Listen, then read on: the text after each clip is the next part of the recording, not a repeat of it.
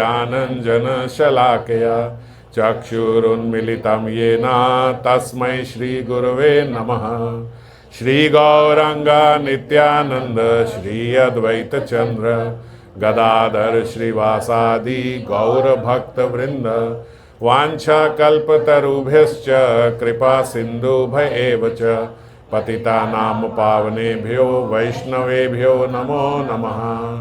हरे कृष्णा कृष्णा कृष्णा हरे हरे, हरे राम राम राम हरे हरे।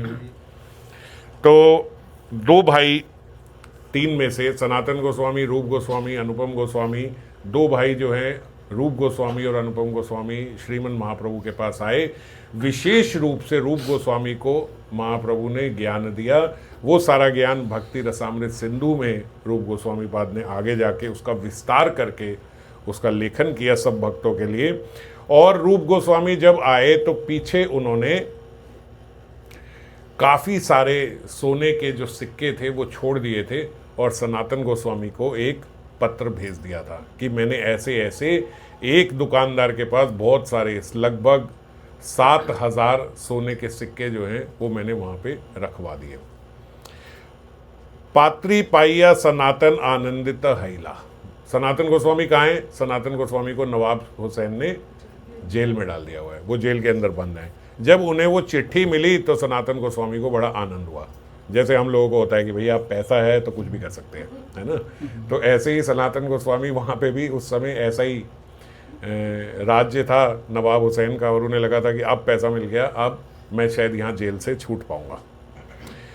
तुम्ही एका जिंदा, उन्होंने जो जेलर था उसको बोला, तुम्ही एक जिंद पीर महाभाग्यवान, आप जो हो बड़े महाभागवत हो, बड़े महाभाग्यवान हो, और मुझे तो लगता है एक पीर जीवित आप ही बचे हो। किसको बोल रहे हैं वो? अपने जेलर को। वो जेलर कौन है? पढ़ा लिखा भी नहीं है। और उसको बोल रहे हैं किताब कुरान शास्त्रे आछे तुम्हार ज्ञान, कि भैया तुम तो कुरान इत्यादि सब अच्छे से जानते हो, पीर हो तुम तो, हैं।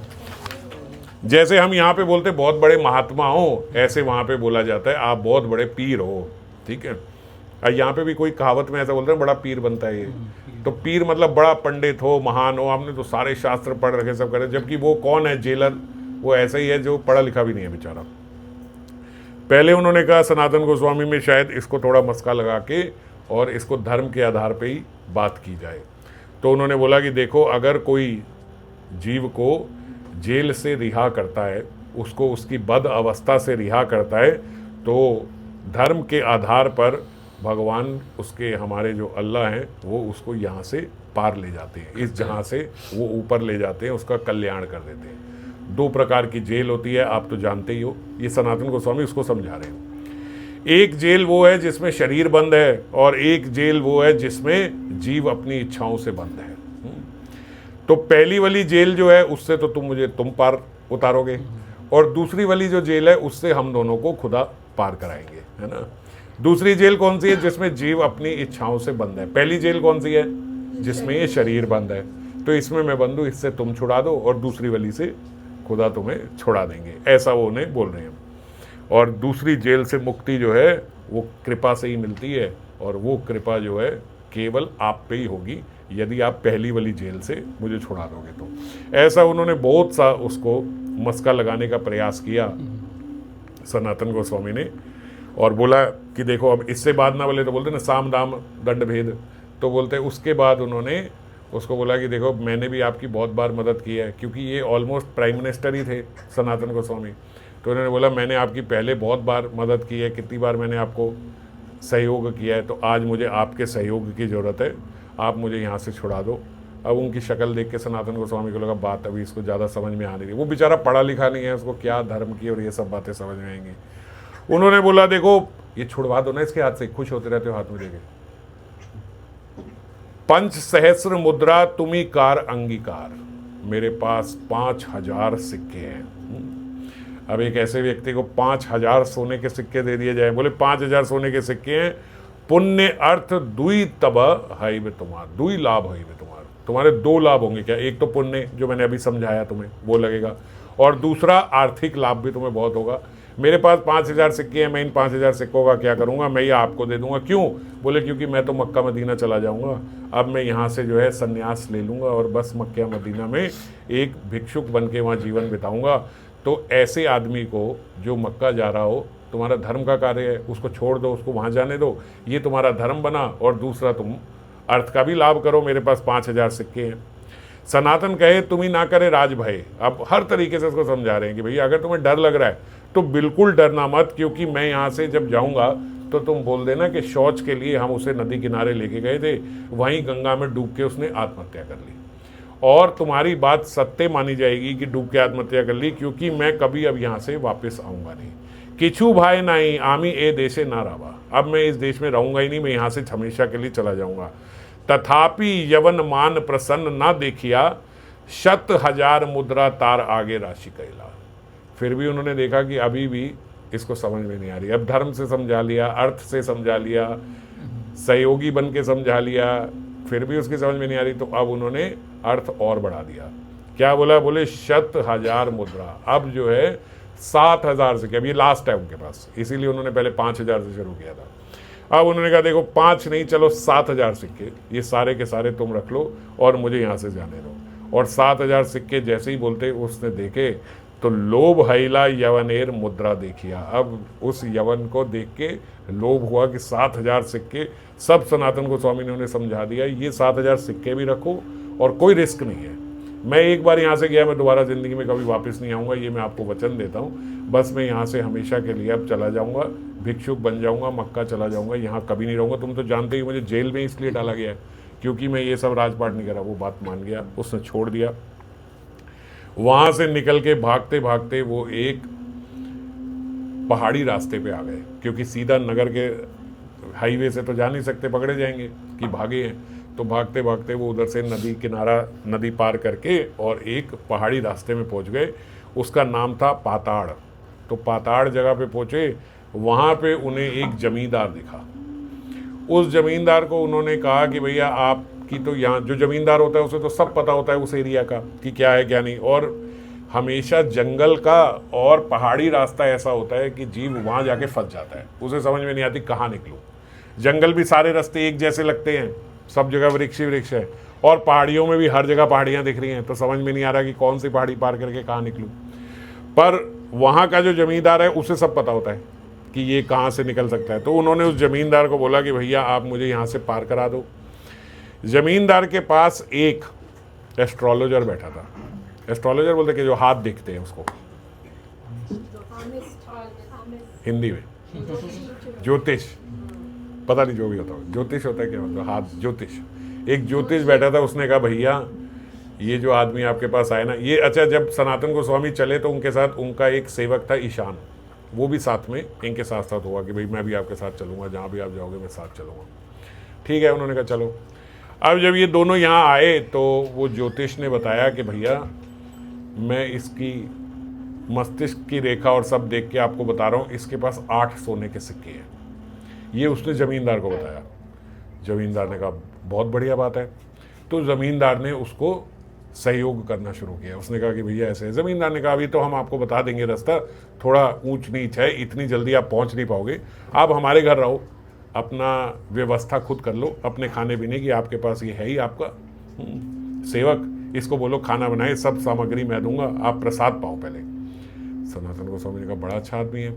उन्होंने वहाँ गए, स्नान करके आए, नदी भी थी पास में, गंगा से ही तो आए थे, वहीं गए, फटाफट से स्नान करके आए, और ईशान ने सब प्रसाद वगैरह बनाया और उन्होंने अच्छे से पाया, क्योंकि 2 दिन हो गए थे उन्हें चलते चलते यहाँ आते आते।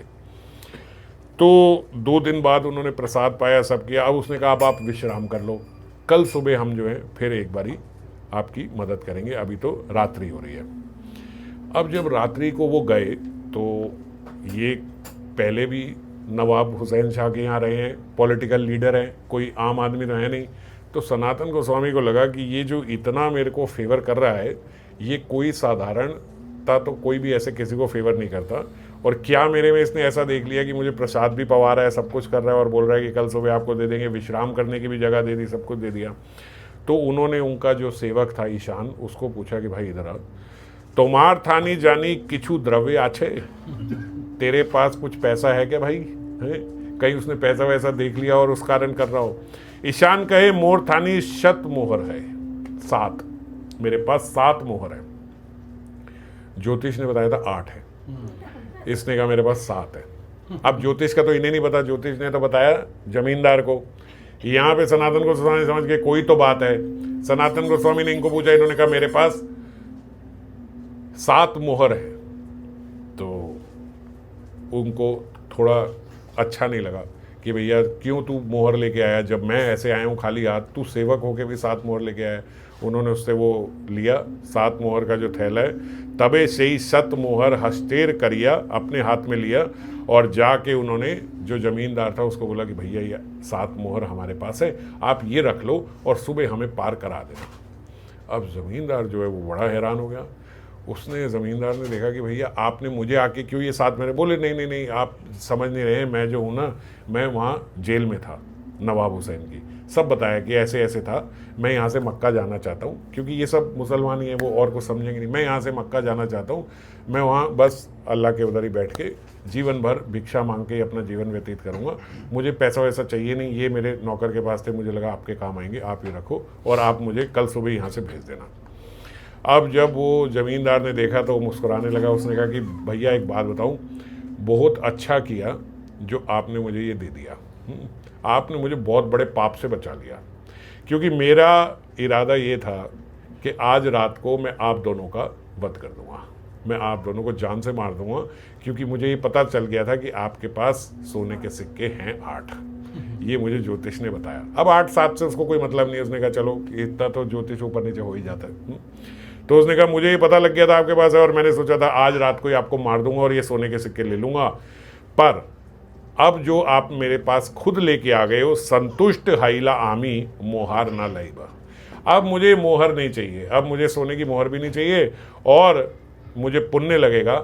मुझे ये भी नहीं पता था कि आप मक्का जाना चाहते हो, मैं कल सुबह आपको पार भी करा दूंगा और ये मोहर भी आप अपने साथ ही ले जाओ। सनातन गोस्वामी ने कहा नहीं भाई, ये जो सोने के सिक्के हैं ये सोने के सिक्के नहीं है, ये यमराज हमारे साथ साथ चल रहे हैं, आज आपने नहीं मारा कल कोई और मार देगा मुझे लेके, तो आप मेरे पे कृपा ही करोगे, ये सोने के सिक्के आप रख लो, मुझे नहीं चाहिए। वो वैसे भी सब छोड़ के आए थे, उन्हें क्या लालच चाहिए 6-7 सोने के सिक्के का।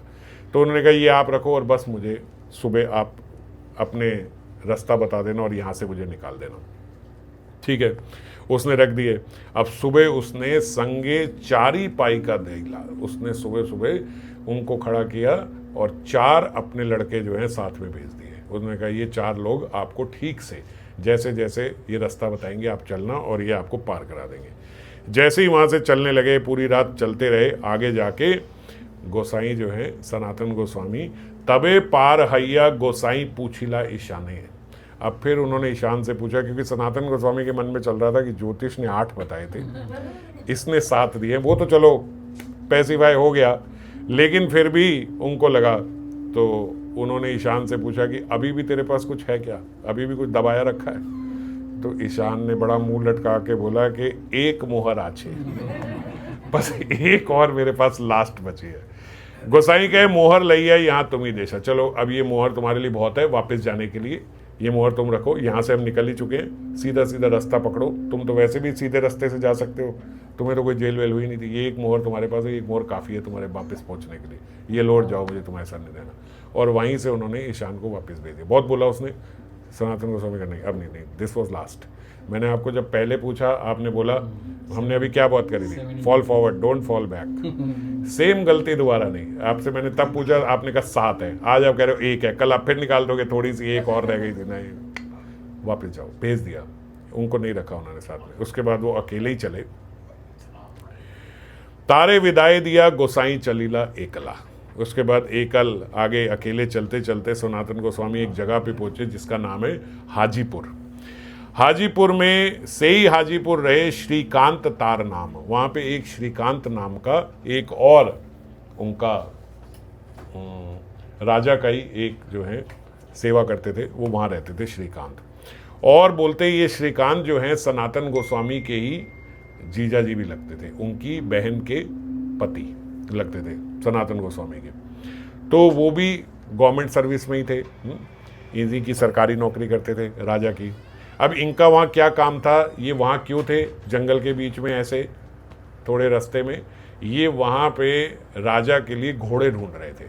तो जंगल में ही जाके ढूंढेंगे, तो अच्छे अच्छे जो घोड़े हैं उन्हें ये वहाँ से पकड़ के, या फिर अगर कहीं किसी के घोड़े हैं तो उससे खरीद के कैसे भी करके राजा को भेजते थे। और इसीलिए इनके पास राजा ने 3 लाख सोने के सिक्के रखवाए हुए थे श्रीकांत के पास, कि जो बढ़िया बढ़िया घोड़े जहाँ मिले, जैसे मिले, जिस दाम पे मिले वो वहाँ भेजो। तो पैसों की तो इनके पास कमी नहीं थी।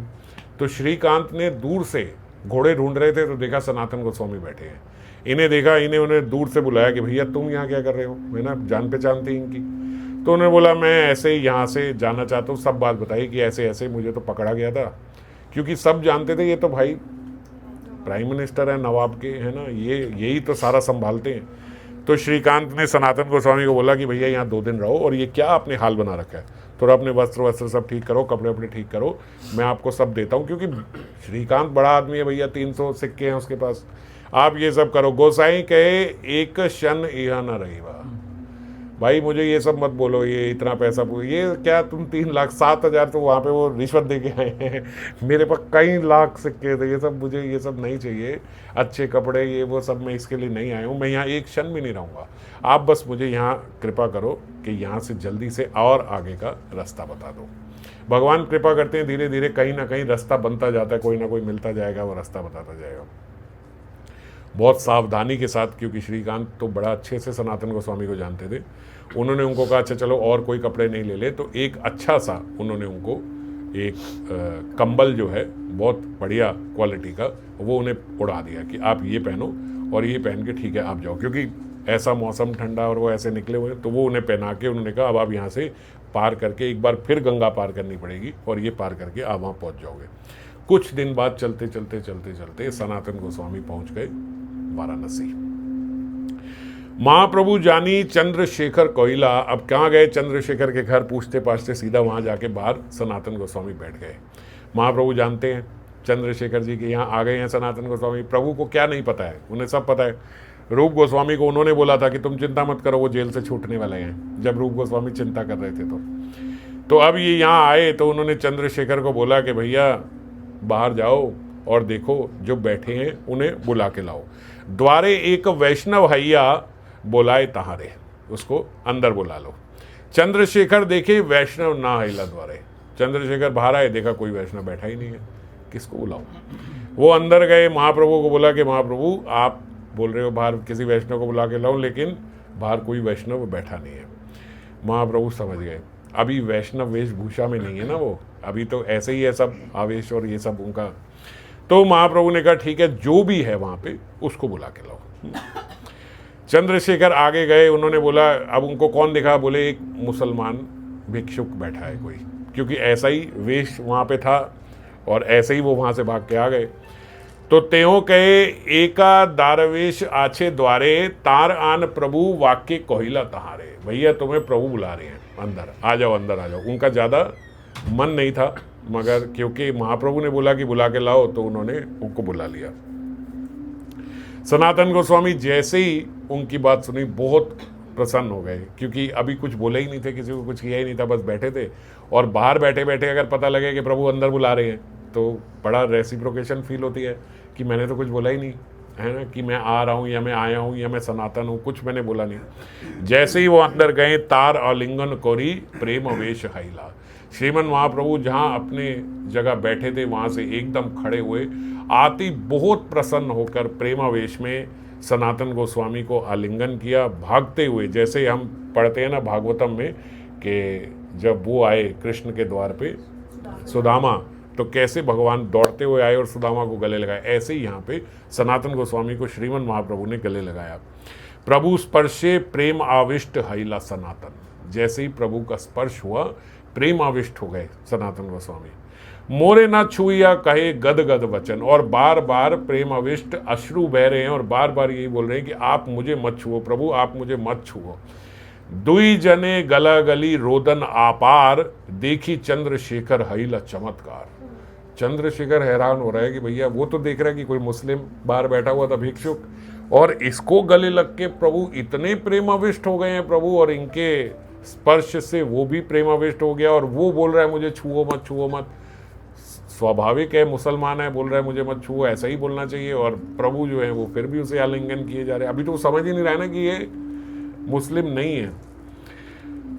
तो प्रभु ने सनातन गोस्वामी को हाथ पकड़ के अंदर लिया और जहाँ पे श्रीमन महाप्रभु बैठे थे उसी स्थान पर वहीं ऊपर अपने साथ उनको विराजमान किया। चंद्रशेखर ये भी देख के हैरान हो रहे हैं, हम लोग नीचे बैठते हैं, हमारी तो ऐसे हिम्मत नहीं है कि उन्हीं के आसन पे ऊपर उन्हीं के समक्ष बैठ जाएं। श्री हस्ते करेन तार अंग सम्मर्जन।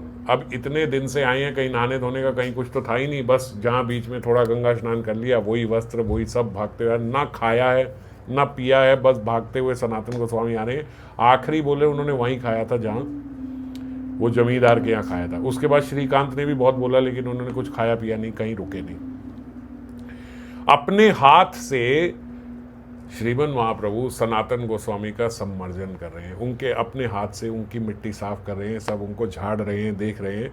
तेहो कहे मोर प्रभु ना करे स्पर्श। सनातन गोस्वामी पीछे पीछे भाग रहे कि प्रभु आप मुझे स्पर्श भी मत करो, मैं इस लायक नहीं हूँ, मैं तो कंटेमिनेटेड हूँ, मैं तो ऐसा हूँ, मैं शूद्र हूँ और न जाने कैसे कैसे किन किन लोगों के साथ रहे हूँ, मेरा संग भी इतना खराब है। प्रभु कहे तोमा स्पर्शी आत्म पवित्रते, आपको स्पर्श करके मैं पवित्र हो रहा हूं। ऐसा नहीं है कि मैं आपको आपका सम्मार्जन करने के लिए आपका स्पर्श कर रहा हूं, आपका स्पर्श करके मैं खुद पवित्र हो रहा हूं। भक्ति बले पार तुम्ही ब्रह्मांड शोधिते। अरे आप ऐसे हो कि पूरे के पूरे इस जहान को, पूरे ब्रह्मांड को आप तार सकते हो, उनका शोधन कर सकते हो, उसको शुद्ध कर सकते हो। हे सनातन, आपका ध्येय ऐसा है कि पूरा ब्रह्मांड शुद्ध हो जाए और मैं भी उसे स्पर्श करके शुद्ध हो रहा हूं, और आप क्या बोल रहे हो कि मुझे स्पर्श मत करो, मुझे स्पर्श मत करो। फिर श्रीमन महाप्रभु ने श्रीमद् भागवतम के एक श्लोक का उच्चारण किया, भवाद विदा भागवतास तीर्थ भूता स्वयं प्रभो तीर्थी कुर्वन्ति तीर्थानि। ये बड़ा प्रसिद्ध श्लोक है, हमने सुना हुआ है।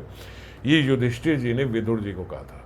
जब विदुर जी अंत में आए थे, जब सारा युद्ध खत्म हो गया था, तो वो क्योंकि तीर्थों में ही भ्रमण कर रहे थे, वो वहाँ आए तो युधिष्ठिर जी ने उनसे ये कहा था कि आप जैसे संत महात्मा जो हैं, आप जो तीर्थ स्थान जाते हो, ऐसा नहीं है कि आपको तीर्थ स्थान जाने की ज़रूरत है। आप तो जहाँ बैठ जाओ वो तीर्थ है, और आप तो तीर्थों को भी पवित्र करने वाले हो। तीर्थ स्थान क्या करते हैं, हम जैसे पापी जब वहाँ जाते हैं तो हमें पवित्र करते हैं। तो बोलते तीर्थों को कौन पवित्र करता है, बोले ऐसे गोस्वाई, ऐसे जो विदुर जैसे और सनातन गोस्वामी जैसे श्रीमन महाप्रभु कहते हैं, तीर्थ भूता स्वयं प्रभो तीर्थी कुर्वन्ति तीर्थानि। आप जैसे लोग जाके तीर्थों को भी पवित्र करते हैं, आपको जाने की कहीं आवश्यकता थोड़ी है। ये महाप्रभु सनातन गोस्वामी को वही उच्चारण कर रहे हैं श्लोक। नामे भक्तास चतुर्वेदी मद भक्ता स्वपच प्रिया तस्मै देयम ततो ग्राह्यम साचा पूज्यो यथा हई अहम। स च पूज्यो यथा हई अहम, वो मेरे जैसा ही पूज्य है। कौन? बोलते जो सारे चारों वेदों का पढ़ा लिखा है ना। प्रभु कह रहे हैं वो नहीं, उसको मैं नहीं जानता हूं। जो चारों वेद पढ़ लेता है, जो पखांड पंडित बन जाता है, वो नहीं। मद भक्ता स्वपच प्रिय, हो सकता है मेरा भक्त तो स्वपच हो, मीठ खाने वाला भी हो सकता है मेरा भक्त ऐसा हो, लेकिन आज वो ऐसा हो चुका है कि जिसने अपने पूर्व काल में मांस भी खाया हो, है ना, लेकिन आज वो मेरा शुद्ध भक्त है, आज वो मेरा भजन कर रहा है, आज वो हृदय से मुझे अपना प्रभु मानता है। ऐसा भक्त जो है, तस्मै देहम ततो ग्रह्यम, ऐसा भक्त जो है, जो किसी उपलब्धि को पाने के लिए भजन नहीं कर रहा है, जो अहेतु का भजन कर रहा है, ऐसे भक्त जो हैं ये कौन होते हैं? बोले ये मेरे समान ही पूज्य होते हैं। मैं ऐसे भक्तों को उतना ही, वो मेरे को उतने ही प्रिय और उतने ही पूज्य हैं जितना मैं किसी के लिए पूज्य हूँ, उतने ही ऐसे भक्त सबके लिए पूज्य हैं। तो आप उन्हीं में से एक हो जो भगवान का शुद्ध भक्त बन जाता है। फिर बोलते हैं चाहे वो किसी भी परिवार से हो, चाहे वो किसी भी कुल से हो, जैसे शबरी इत्यादि का हम उदाहरण देखते हैं, तो किसी भी कुल से हो, ये मैटर नहीं करता कि किस कुल से है। एक बार जो भगवान का नाम लेके अपने पिछला जो जीवन है उसका पश्चाताप करते हुए आगे अपने को भगवान को समर्पण कर देता है, उसको भगवान बोलते हैं ये मेरे समान ही फिर लोगों के लिए पूज्य हो जाता है और मुझे अत्यंत प्रिय हो जाता है। भागवतम में प्रहलाद महाराज जी ने भी ऐसे ही उदाहरण, एक ऐसा ही श्लोक बोला है। तोमा देखी तोमा स्पर्शी गाये तोमार गुण, सर्व इंद्रिय फल यही शास्त्र निपुण। श्रीमन महाप्रभु कहते हैं कि आपको देखना, तोमा देखी, तोमार स्पर्शी, आपको छूना, और गाये तुम्हार गुण, आपके गुण गाने से जीव जो है उसके सारे सर्व इंद्रिय फल यही शास्त्र निरूपण, उसकी सारी इंद्रियां जो है वो शुद्ध हो जाती हैं। यही शास्त्रों का निरूपण है, यही शास्त्रों ने बताया है कि ऐसे भक्त को, कैसे भक्त को, जो केवल भगवान से कुछ नहीं चाहता, जो केवल भगवान को ही चाहता है, जो केवल भगवान को चाहता है, उसको देख लेने से, उसको छू लेने से और उसका गुणगान करने से, तीनों ही चीजों से बोलते हैं आपकी सारी इंद्रियां जो है वो शुद्ध हो जाती है। ये सारे शास्त्रों का गूढ़ रहस्य है। ये मेरे प्रिय वैष्णव, श्रीमन महाप्रभु कह रहे हैं आपके जैसे व्यक्ति के दर्शन करना नेत्रों की पूर्ण सार्थकता है।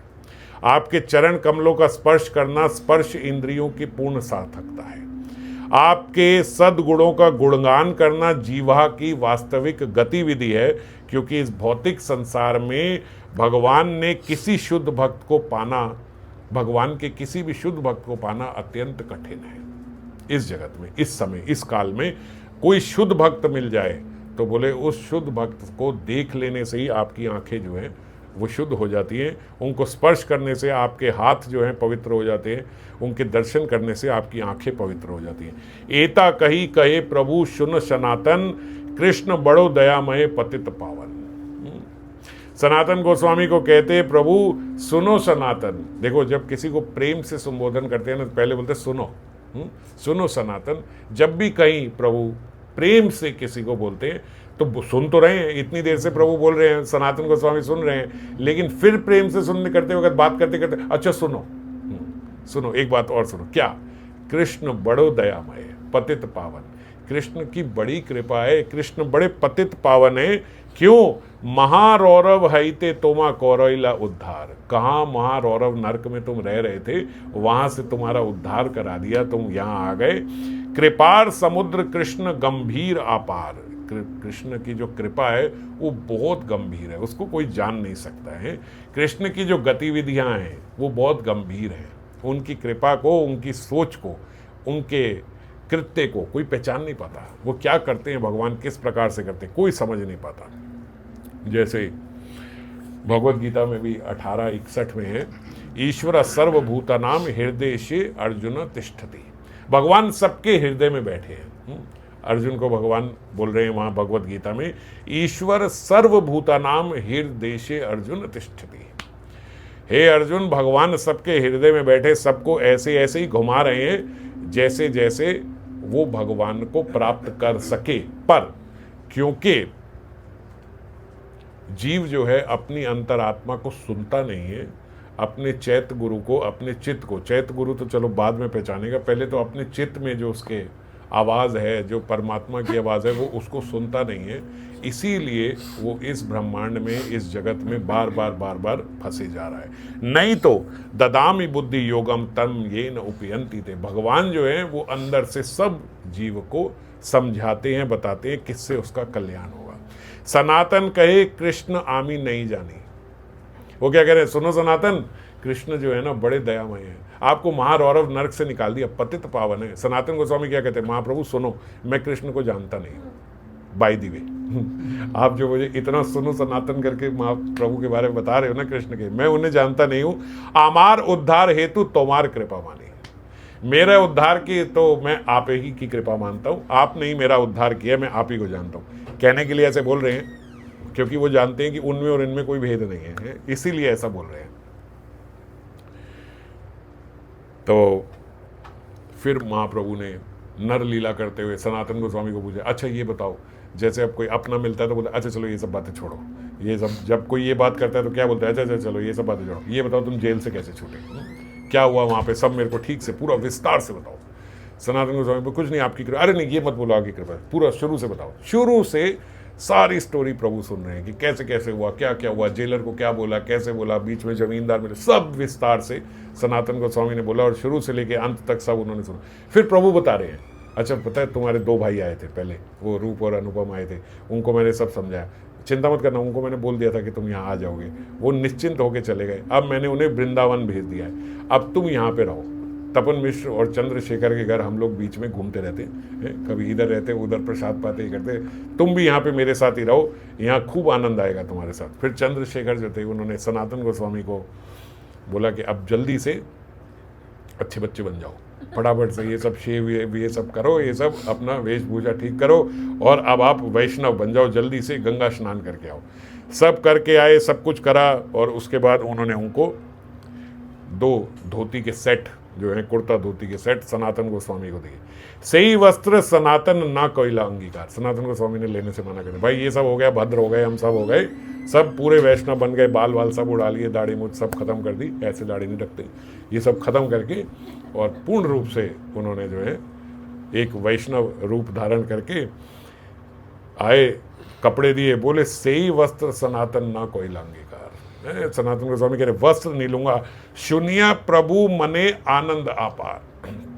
प्रभु को सुन के बड़ा आनंद हुआ, बोले ये सब कपड़े इतने नए नए, ये सब अब मैं नहीं पहन पाऊंगा। चैतन्य महाप्रभु जो है वो तपन मिश्र के घर गए प्रसाद के लिए, क्योंकि तपन मिश्र ने बोला मेरे यहीं पाना। सनातन गोस्वामी साथ साथ उनके गए। मिश्र कहे सनातेर किचु कृत्य आछे, प्रभु कह रहे हैं सनातन गोस्वामी को, भैया तुम भी साथ बैठो, साथ प्रसाद। प्रभु तो बिल्कुल ऐसे हो गए ना जैसे मेरा दोस्त आ गया है, भैया तुम यहाँ बैठो, हम दोनों इकट्ठे बैठ के प्रसाद पाएंगे। प्रभु बोल रहे हैं मेरा दोस्त है। सनातन गोस्वामी तो जानते हैं ना वो कौन है।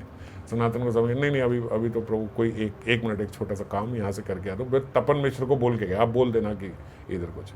प्रभु बोले कहाँ गए सनातन, प्रसाद पाने के लिए आए नहीं, बैठे नहीं साथ में। मिश्र कहे सनातेर किचु कृत्य आछे, थोड़ा काम था, अभी यहाँ गए हैं, भेजा है हमको कुछ लाने जाने के लिए। तुम ही भिक्षा करी प्रसाद तार दिवा पाछे, उनको बाद में देता हूँ, आप पहले प्रसाद पाओ। क्यों नहीं ले रहे हैं, इतने दिन से उन्होंने पाया नहीं है। सनातन गोस्वामी ने बोले अच्छा प्रभु के साथ बैठ के पाऊंगा, मैं उनका महाप्रसाद पाऊंगा, पहले आप उन्हें पवाओ। क्यों जा रहे हो, बोले अगर मैं नहीं गया ये साथ बैठ के पवाएंगे मेरे को, पहले मुझे पवाएंगे खुद बाद में पाएंगे, मेरे को इनके साथ बैठ के नहीं पाना।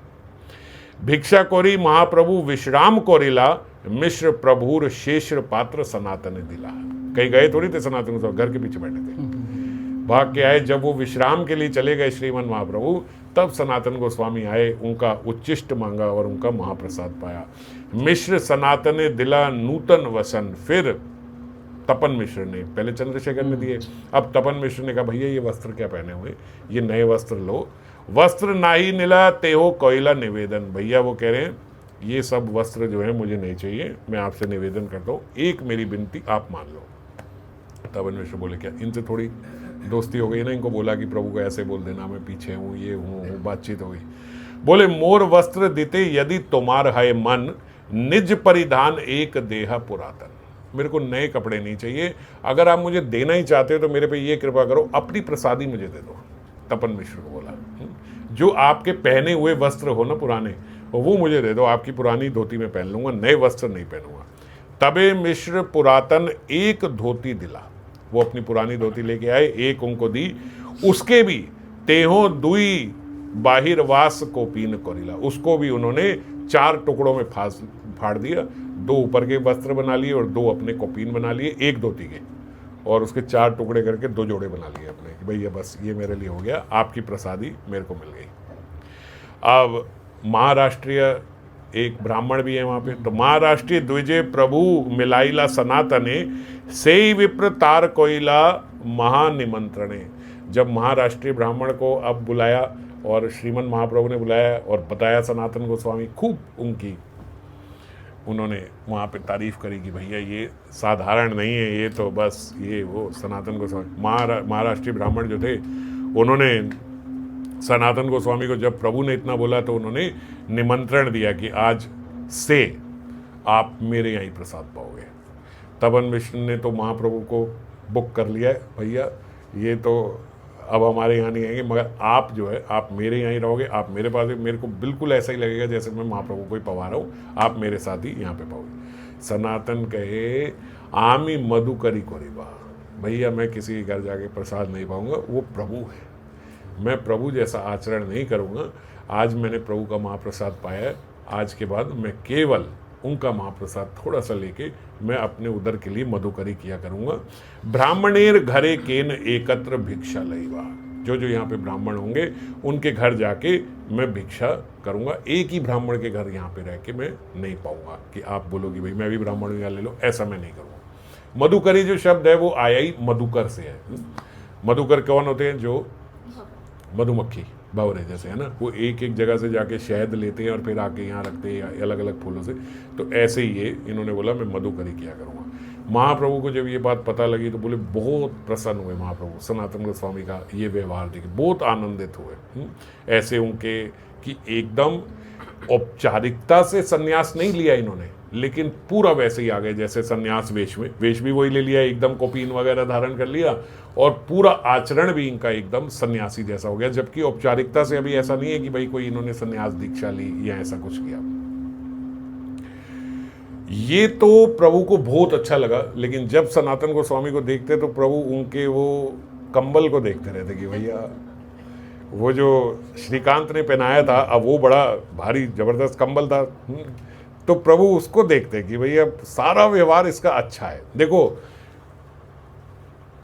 ये प्रभु का स्वभाव है, ये हमारे कन्हैया का भी स्वभाव है, ये हमारे श्याम सुंदर का स्वभाव है और हमारे महाप्रभु का भी यही स्वभाव है। कहीं भी चले जाएं हमारे गुरुदेव का भी यही स्वभाव है। भैया आप सोचो कि हम इतना कर रहे हैं, इतना कर रहे हैं, इतना कर रहे हैं, तो जो दो चीज नहीं कर रहे हैं वो तो फिर उन्हें समझना चाहिए, है ना। अब मैंने इतना किया, कौन इतना कर रहा है? सनातन गोस्वामी ऐसा सोचे, मैं नहीं, सनातन गोस्वामी ऐसा सोचे भैया इतना मैं कर रहा हूँ, जितना मैं कर रहा हूँ एकदम से इतना आगे भी कौन कर रहा है? महाराष्ट्रीय ब्राह्मण भी अपने घर में ही बैठ के खा रहे, तपन मिश्र भी अपने घर में ही पाते, चंद्रशेखर भी अपने घर में ही पाते, बढ़िया से बढ़िया प्रभु को पवाते, खुद भी पाते। कौन भिक्षा कर रहा है? अगर ये यहाँ आते, ये इनके घर पाते तो भी कोई प्रॉब्लम नहीं थी। अगर ये आते इनके यहाँ धोती कुर्ता लेके पहन के एकदम ऐसे रहते, कोई दिक्कत नहीं थी। सब छोड़ के मैं यहाँ आके मधुकरी करूंगा, ये करूंगा। ऐसे ही रघुनाथ दास गोस्वामी बात भी आए, है ना, कि सब छोड़ के मैं ये करूंगा, सब छोड़ के मैं कुछ नहीं करूंगा, मैं भिक्षा मांग के खाऊंगा, फिर मैं भिक्षा मांग के भी नहीं खाऊंगा, मैं जो गऊ खाएगी, गऊ ग्रास जो छोड़ देगी मैं वो पाऊंगा। एकदम इतनी उस पर ऑस्टेरिटी पे आ गए रघुनाथ दास गोस्वामी। और एक कदम आगे निकली, पहले मैं भिक्षा भी क्यों मांगू? बोले भिक्षा मांगना भी ऐसे है जैसे वेश्यावृत्ति है, हर एक से आस लगाए रखते हैं, ये दे देगा, ये दे देगा, ये दे देगा। ये भी नहीं करना। जो लोग फेंक जाते हैं ना सड़ा हुआ प्रसाद, मैं वो लेके पाऊंगा, फिर वो भी छोड़ दिया, वो उसमें भी जो गऊ खा लेगी, जो गऊ के गोबर में निकल जाएगा। अरे महाराज, और प्रभु रीझ जाते हैं ऐसे भक्तों से। अब सनातन गोस्वामी से रीझ गए सब हुआ, लेकिन फिर भी प्रभु का क्या आचरण है? वो क्या चाहते हैं कि भैया सब है, लेकिन वो जो कंबल है ना, ये कंबल बढ़िया पहन रखा है इन्होंने। अब प्रभु बोलते तो नहीं है लेकिन देखते हैं, और जो अच्छे भक्त होते हैं वो केवल नज़र से ही पहचान जाते हैं। वो सब अपने गुरुजनों की नज़रों को समझते हैं। सनातन गोस्वामी समझ गए कि प्रभु को ये अच्छा नहीं लग रहा कि मैंने ये कंबल पहना हुआ है।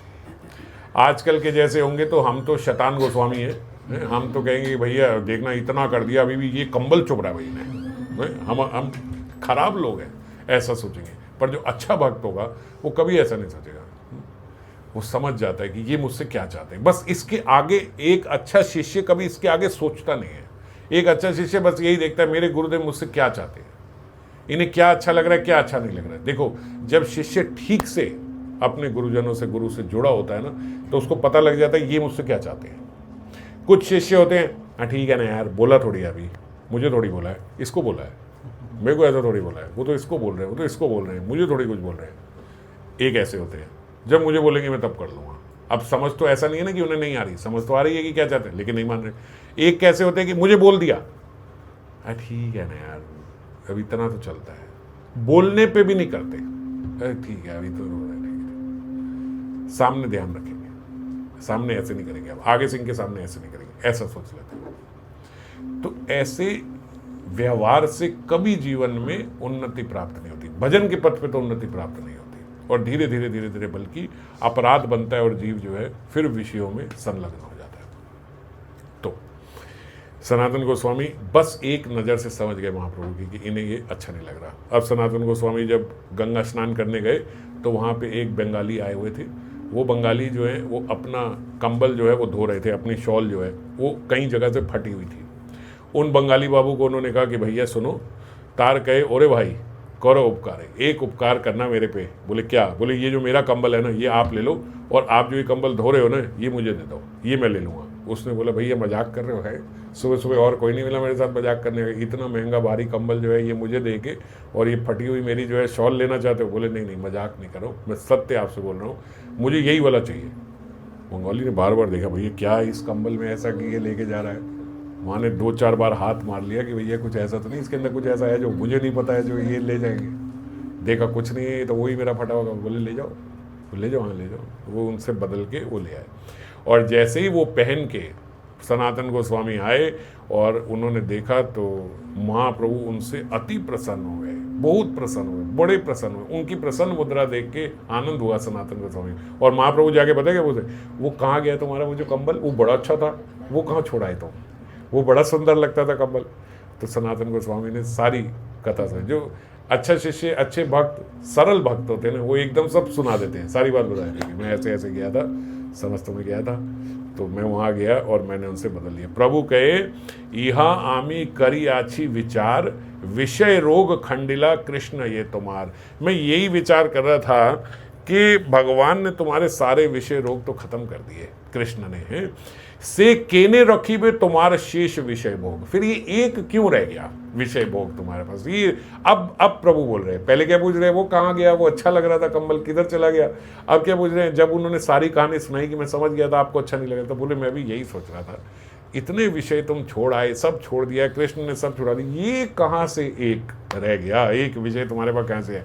रोग खंडी सद वैद्य ना राखे शेष रोग। अब क्या बोलते महाप्रभु, क्यों इतने स्ट्रिक्ट हो रहे हैं वो सनातन गोस्वामी के साथ?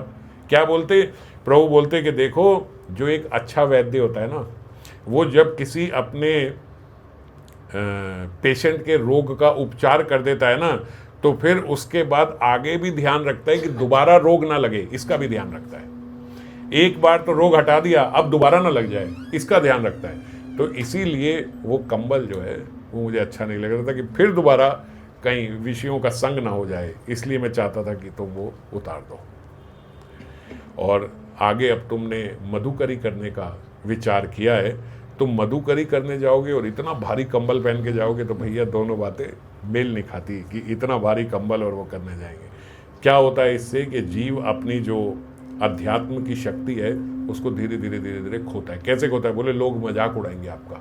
देखो एक कंबल के लिए कितना सोच रहे प्रभु, कितना सोच रहे हैं सनातन गोस्वामी के एक कंबल के। हम कहे चैतन्य चरितामृत में कितनी बातें यार, लेकिन कंबल में इतनी बड़ी बात हो गई, क्योंकि बात स्वभाव की है, बात केवल एक उसकी नहीं है, बात स्वभाव की है।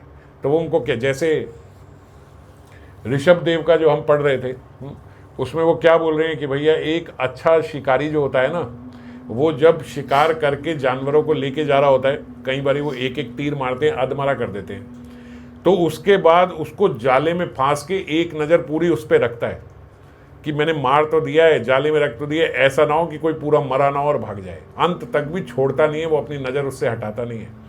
ऐसे ही बोलते जो जीव है वो अपने मन को कितना नियंत्रण कर ले, लेकिन फिर भी उसको पैनी नज़र अपने मन पे रखनी पड़ेगी। पता नहीं कब फिसल जाए ये विषयों में, कब भाग जाए, कौन सा विषय से चिपक जाए।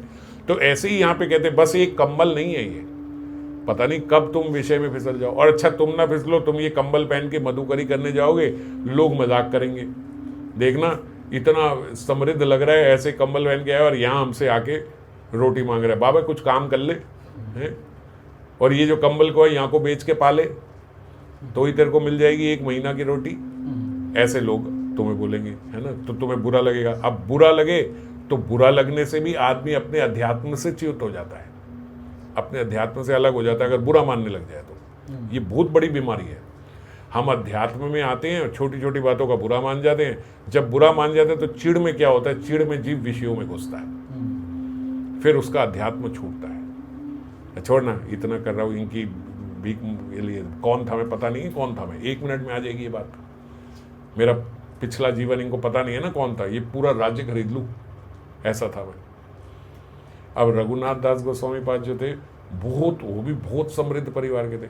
कुछ नहीं, उनके मन में बस बैठे हुए, जब लोग वहाँ फिसलते थे, राधा कुंड ठीक से बना नहीं हुआ था, राधा कुंड के वहीं तट पे रहते थे, कच्चा था सारा, ऐसे कई लोग आते थे फिसल जाते थे, तो उनके मन में ऐसे आया कि अगर ये पूरा पक्का बन जाए, पूरा ऐसा हो जाए जैसे आज हम देखते हैं कि ऐसे सीढ़ियाँ बन जाए, घाट बन जाए, सब ये बन जाए, बस ये, ऐसा कुछ नहीं कि मैं ये था मैं बनवा देता, कुछ नहीं, बस ये आया।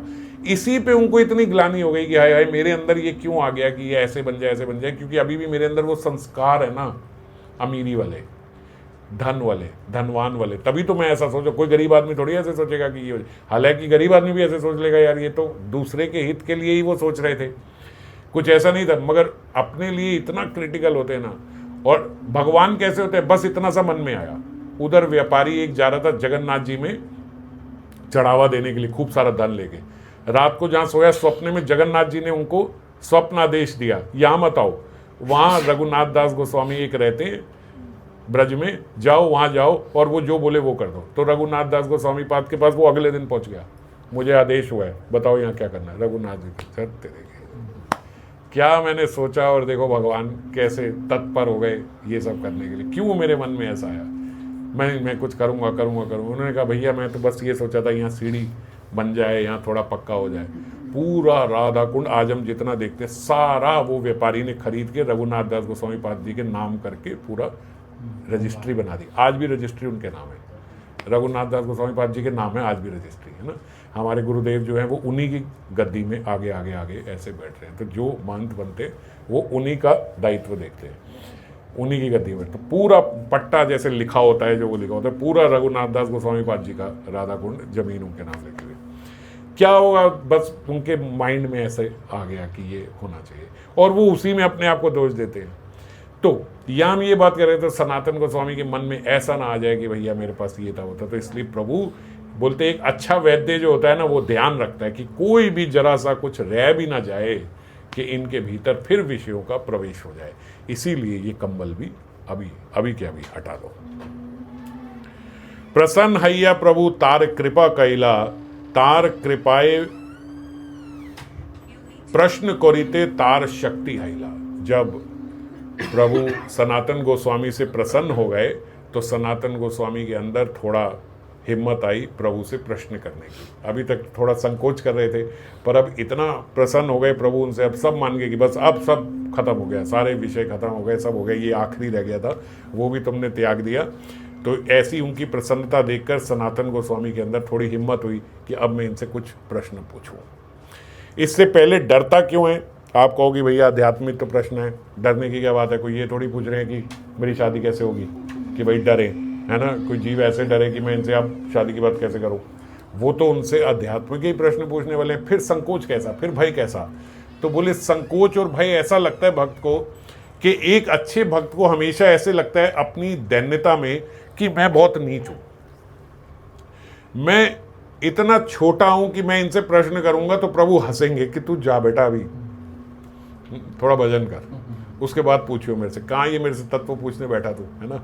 ऐसा कहें, ऐसा उन्हें लगे, क्योंकि है तो ऐसा ही, मैं हूँ तो ऐसा ही, मैं हूँ तो छोटा, मेरी कुछ बुद्धि ही नहीं है, कुछ समझ ही नहीं है मुझे, मैं कहाँ से पूछना शुरू करूँ, क्या पूछूं, बेसिक से बेसिक क्या पूछूं? क्योंकि सनातन गोस्वामी ऐसा सोचते हैं, सब पढ़े हुए हैं, पूरा भागवतम ये वो सब पूरे शास्त्रों का विचार करते थे। अपने घर में इनके पंडित आते थे, हमने पहले चर्चा करी है चैतन्य चरितमृत। सर्व शास्त्र पढ़े हैं, लेकिन क्या सोचते हैं, मैं तो ऐसे एक मुस्लिम राजा के वहाँ था, नवाब हुसैन के यहाँ, विधर्मियों के यहाँ रहा हूँ, शुरू से पता नहीं मेरा कैसा आचरण रहा है, मैं प्रश्न पूछूं तो प्रभु को कैसा लगेगा, वो क्या कहेंगे, मुझे क्या कहेंगे, तू, और मैं पूछूं क्या, मैं कहाँ से शुरू करूं, मेरी तत्व जिज्ञासा भी कहाँ से आए, क्या होगी, ये सब के कारण वो पूछ नहीं पाते। आज प्रभु इतने प्रसन्न हो गए तो अब उनकी हिम्मत बनी कि अब पूछ लेता हूँ, है ना।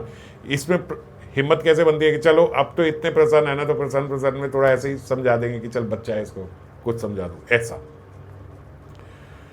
भरत जी भी जब कोई प्रश्न पूछना होता था राम जी से तो बोले सीधे नहीं पूछते थे, हनुमान जी को बोलते थे जरा मेरा प्रश्न पूछ देना, आप पूछ दो। लक्ष्मण जी भी कई बार ही नहीं पूछ पाए हैं, माता सीता को बोला है कि आप मेरी तरफ से एक प्रश्न पूछ देना। क्यों डर रहे हैं? है ना। हम सोचे क्यों डरे, हमारे मन में क्वेश्चन है, हम तो पहले ऐसे सीना चौड़ा करके आते, भैया मेरे तो प्रश्न आया। हम इसी में बहुत बड़े हो जाते हैं कि भैया इतना सुना है मैंने, तो कम से कम एक प्रश्न तो मेरा भी हो जाए, पता लगे कि मैंने सुना है।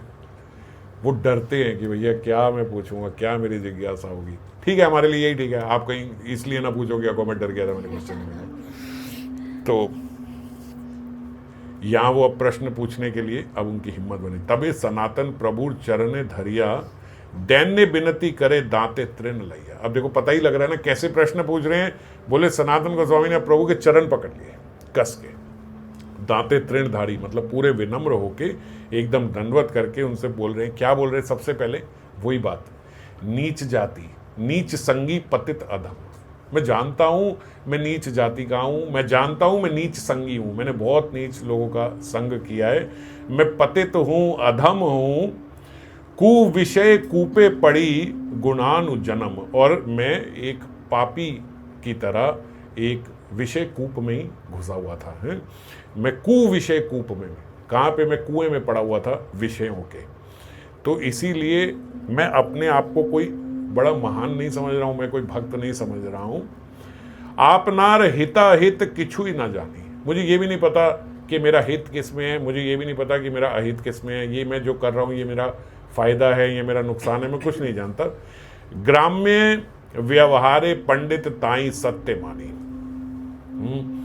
और सब लोग जो ग्राम्य लोग हैं, जो इधर उधर के लोग हैं, वो मुझे पंडित मानते हैं, और मैं भी उनकी बातों से ये सत्य मान लिया कि मैं पंडित हूँ।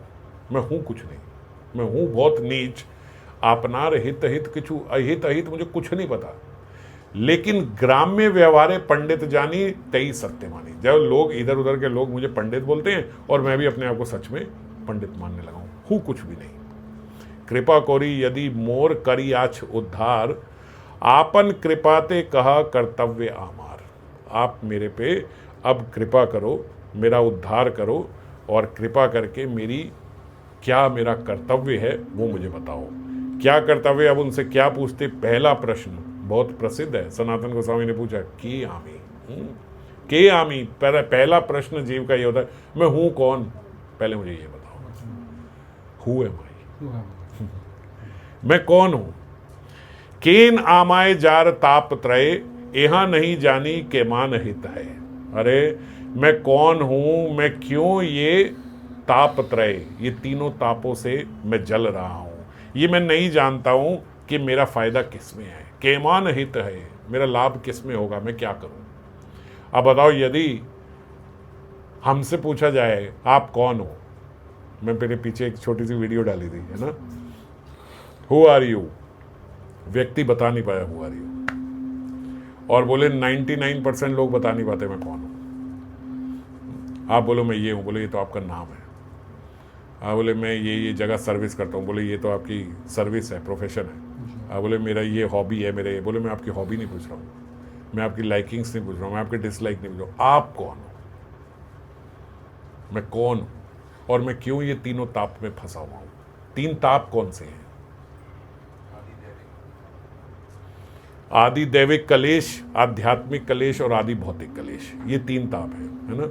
अगर हमें नहीं पता है, मैं जल्दी जल्दी से बताया, तो इन तीनों तापों में ही हम फंसे हुए हैं। आध्यात्मिक कलेश क्या होता है? जो मुझे मेरे शरीर और मन से प्राप्त हो रहा है, इसको बोलते हैं आध्यात्मिक कलेश। कोई और परेशान नहीं कर रहा है, मुझे मेरा ही मन परेशान कर रहा है, कोई और परेशान नहीं कर रहा है, मैं अपने ही शरीर से दुखी हूँ। सुबह उठता हूँ सिर दर्द होती है, शाम को सो पेट दर्द होती है, कुछ खा लो तो हजम नहीं होता है, ना खाओ तो भूख लगती है। भैया शरीर से ही दुखी है, और कुछ नहीं, मेरा अपना ही मन मुझे परेशान करता रहता है, मन में ही पता नहीं क्या क्या क्या क्या चलता है, बाहर से कुछ नहीं हो रहा है, मन ही परेशान कर रहा है। इसको क्या बोलते हैं? आध्यात्मिक कलेश। फिर दूसरा है आदि भौतिक कलेश। आदि भौतिक कलेश क्या होता है? जो दूसरे जीवों से प्राप्त हो रहा है, बाकी के लोग हमें जो तंग करते हैं उसको आदि दैविक कलेश बोलते हैं। जैसे हमें किसी से शत्रुता हो जाए, कोई दुर्घटना हो जाए, कोई मार दे, कोई पशु कुत्ता काट जाए, कोई पक्षी आके मार दे, ये सब जो है ये आदि भौतिक कलेश। और आदि दैविक कलेश क्या है? जो प्राकृतिक कलेश में, जैसे बाढ़ आ गई, अर्थक्वेक आ गया, ये सब जो है, ये भूकंप, सूखा, गर्मी, सर्दी, ये सब जो, अब जैसे अभी ये AC बंद हो जाए, आपको गर्मी लगने लगी, लाइट चली जाए, तो थोड़ी देर हो जाए तो सीधी हवा आ रही है, ठंड लग रही है, इसको इधर कर दो उधर कर दो, ये सब जो है ये इनको बोलते आदि दैविक कलेश। तो क्या है यहाँ पे बोले पदम पदम यद विपदम, जगह जगह पे यहाँ पे विपदा है। जहाँ थोड़ा सा चले भाई तीनों में से कोई कलेश तो आ ही जाएगा, या दूसरा दुखी करेगा, या अपना ही शरीर और मन दुखी करेगा, या और नहीं करेगा तो भैया प्रकृति से कुछ ना कुछ ऐसा आ जाएगा। वो तो चल ही रहा है ना। दुखी आदमी दुखी ही होता है। दुखी आदमी को दुखी होने के लिए कुछ प्रयास नहीं करना पड़ता, कुछ मेहनत नहीं करनी पड़ती। बैठे बैठे इसलिए दुखी है यार, इतनी देर से टांग फोल्ड करके बैठे, ये दुख हो गया। ज्यादा जगह में जो खुल के बैठ जाए भैया, यहाँ तो बंदे ही नहीं आते, कोई फायदा ही नहीं है ऐसी जगह पे जाने का। लोग ही नहीं आते। ज्यादा लोग आ जाए भैया, बैठा नहीं जाता यार, इतनी हालत खराब हो रही है। थोड़ी सी गर्मी हो जाए तो भैया एसी सही नहीं चल रहा है, पंखा चल जाता है, पंखा बंद करो यार, सिर पे हवा आ रही है यार। सब लोग दुख पाने के लिए कोई ज्यादा प्रयास नहीं करना पड़ता। कोई किसी चीज से कोई आपको ज्यादा पूछ ले, भैया ये इतना क्यों पूछता, मुझे ये नहीं समझ में आती, दुखी कर दिया इसने। कोई ऐसे नहीं पूछे, देखना पूछता ही नहीं है। बहुत ज्यादा कलेश है दुनिया में। इसीलिए कहते पदम पदम यत विपदम, आप पग पग पे आपके विपदा है। अब आपको बचना कैसे, बोले अध्यात्म ही आपको बचा सकता है। बस अगर आप इन सब चीजों से ऊपर उठ जाओ, संसार की स्थायी सुरक्षा जो है इसको खोजना थोड़ा बंद कर दो।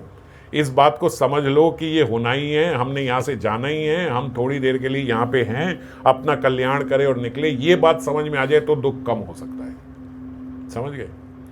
जिसको जो भी दुख है, अगर वो ये बात समझ ले, देखो शरीर का बहुत बड़ा दुख हो सकता है, बहुत रोग हो सकता है, रिश्तेदारी का रोग हो सकता है ना, और अनेकों अनेक आदि भौतिक आदि देवे कोई भी कलेश हो। हर कलेश में एक सोल्यूशन अगर आप सोचोगे यार थोड़ा ही समय है, थोड़े समय के बाद यहाँ से निकल जाना है, इस थोड़े से समय में अपना कल्याण कर लो। अगर ये बात जीव के अंदर बैठ जाए तो सारे कलेश कम हो जाएंगे कि नहीं हो जाएंगे। किसी का कोई ऐसा कलेश है जो कहे कि नहीं भाई इस कलेश में ये चीज नहीं चलेगी, कोई ऐसा कलेश है? ऐसे दुनिया में कोई कलेश नहीं है। अगर हो तो बताना मेरे को कि भाई एक हमारा देखो ऐसा कलेश है जिसमें ये आंसर फिट नहीं होता। ये वाला सोल्यूशन नहीं चलता है, वरना सब जगह ये सोल्यूशन चलता है कि आप समझ जाओ कि यार हम क्या है, हम इस जगत में बहुत सुरक्षित होने की कोशिश कर रहे हैं। यहाँ एक सिक्योर प्लेस ढूंढ रहे हैं जहाँ पे ये ना हो, वो ना हो, ये दुख ना हो, ऐसा ना हो, वैसा ना हो। ये सब जो ढूंढने का जो चक्कर है ना, इसी में हम दुखी हो रहे हैं। एक आइडियल एटमॉस्फेयर चाहिए हमें, एक आइडियल बॉडी चाहिए, आइडियल टेम्परेचर चाहिए, ये सब मिलता ही नहीं। There is nothing ideal in this world. This world is not ideal, this not worth living. ये तो कई जगह ऐसे बोला, the world is not for gentleman, है ना। तो आप यहाँ पे आइडियल परिस्थिति खोजने की कोशिश करें, वही आपके दुख का कारण है बस, क्योंकि वो कभी मिलेगा नहीं। साध्य साधन तत्व पूछीते ना जानी, कृपा कौरी सब तत्व कहो तो आपनी। असल में मुझे ये भी नहीं पता है कि साध्य क्या है और साधना क्या है।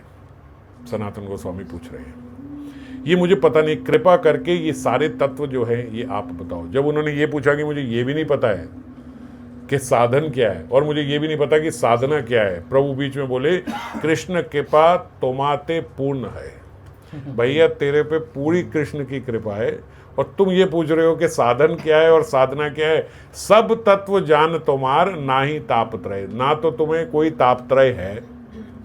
सनातन गोस्वामी जहाँ से आए हैं उनको कौन से ताप पढ़ रहे हैं? ना आदि भौतिक, ना आदि दैविक, ना आध्यात्मिक। ना उनको शरीर से कोई लेना देना है, ना उनको लोग कोई दुखी कर पा रहे हैं, ना कोई पहाड़ी और रास्ता और ये और वो जंगल उन्हें दुखी कर पाए। सबसे वो निकल के आ गए, बोले तुम्हें कोई तापत्रय भी नहीं है। जिन पे पूर्ण रूप से कृष्ण की कृपा हो जाती है उन्हें ये तीन ताप नहीं सताते हैं। ये आध्यात्मिक कलेश, आदि दैविक कलेश, आदि भौतिक कलेश, तीनों भगवान का ही कार्य कर रहे हैं। क्या कार्य कर रहे हैं? जिस जगह पे आपको नहीं रहना चाहिए उस जगह पे आप जाके सेटल हो रहे हो, तीन बंदे आते हैं, वो आपको वहां परेशान करते हैं, भैया यहाँ से निकल, यहाँ से निकल, यहाँ से निकल। क्यों निकल? ये जगह तेरे रहने लायक नहीं है, तू बहुत बड़ा आदमी है, तू कहाँ यहाँ फंसा हुआ है। तो अभी हमें लगता है जब हम वहां रहना चाह रहे हैं तो वो तीन बंदे हमें परेशान बहुत खराब लगेंगे, उनको हम कलेश का नाम दे देते हैं। ये तीन कलेश मेरे जीवन में जुड़े हुए हैं, आदि दैविक, आध्यात्मिक, आदि भौतिक। ये तीन कलेश जो है ना, ये मुझे जीने नहीं दे रहे हैं।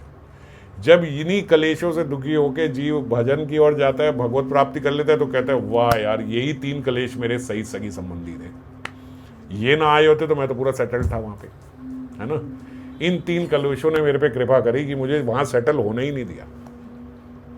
तो इस बात को समझो कि ये 3 कलेश जो हैं ये भगवत कार्य कर रहे हैं, भगवान का ही कार्य करें।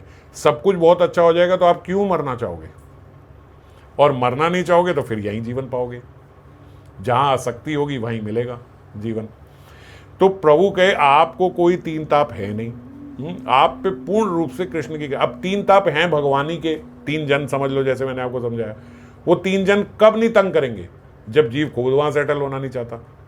जब वो खुद वहां से निकलना चाहता है तो 3 ताप उसे क्यों सताएंगे, वो तो भगवान का ही कार्य कर रहे हैं। आप भी भगवत पद पे ही जाना चाहते हो, तो वो फिर उस समय तंग नहीं करते। चलो ठीक है, छोड़ो। सब तत्व जानियो, बोले तुम सारे तत्व जानते हो, तुम्हें कोई ताप त्रय नहीं है।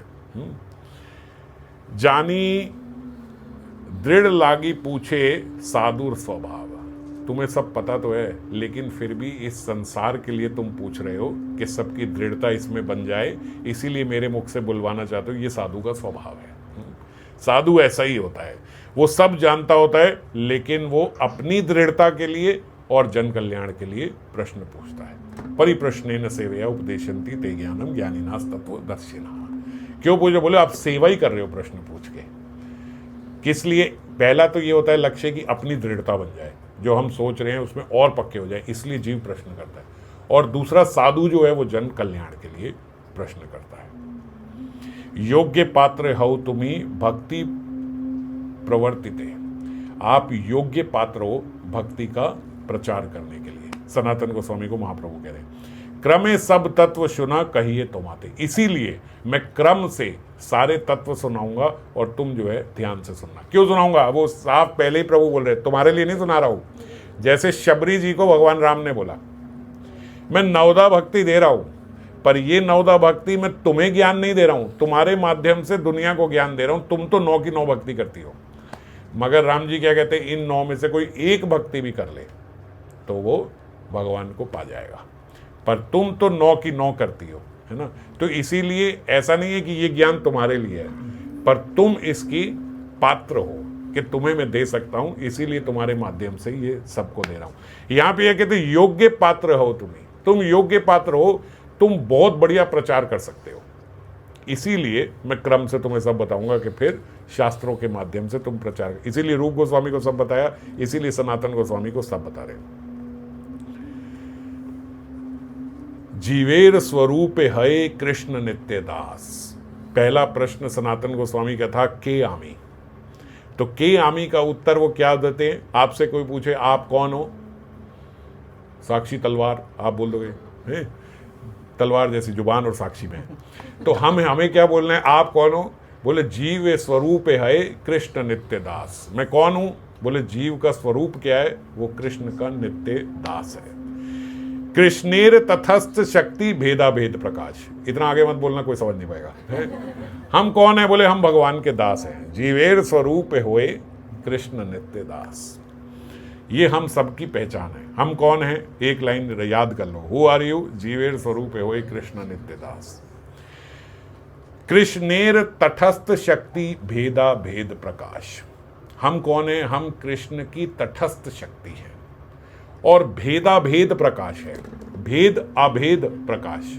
क्या कि भगवान भी हैं, भगवान से अलग भी हैं। समझ गए, हम वही हैं जो भगवान हैं, मगर हम भगवान से अलग भी हैं, भेद भी है अभेद भी है, ऐसा हम प्रकाश है। सूर्यांश किरण यैछे अग्नि ज्वाला छय, स्वाभाविक कृष्णेर 3 प्रकार शक्ति है। कैसे, बोले जैसे भैया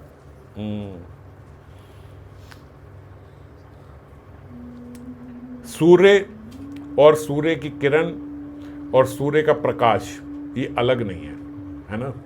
ऐसे ही भेदा भेद प्रकाश है हमारा भगवान से। भगवान की 3 प्रकार की शक्तियां हैं, जिसमें से हम जो हैं वो तटस्थ शक्ति में आते हैं। तटस्थ शक्ति होती है बीच की शक्ति, एक भगवान की सुपीरियर एनर्जी है, एक भगवान की मटेरियल एनर्जी है। कृष्णेर स्वाभाविक 3 शक्ति परिणाती, चित्त शक्ति, जीव शक्ति, माया शक्ति। चित्त शक्ति सुपीरियर शक्ति है, जीव शक्ति तटस्थ शक्ति है, और माया शक्ति जो है वो इन्फीरियर शक्ति है। अब इस बात को अलग तरीके से भी इन्होंने सनातन गोस्वामी को महाप्रभु ने आगे समझाया, मैं आपको समझा देता हूँ थोड़ा सरल शब्दों में, फिर आगे करेंगे, आज इतना समय नहीं है, मैं थोड़ा आपको वैसे बता देता हूँ। जो चित्त शक्ति है वो स्पिरिचुअल है, ठीक है, मैं इजी वर्ड्स यूज कर रहा हूँ ताकि आप सही से समझ पाओ। जो जीव शक्ति है ये भी स्पिरिचुअल है। जो माया है इसको बोला ये अविद्या है, समझ गए?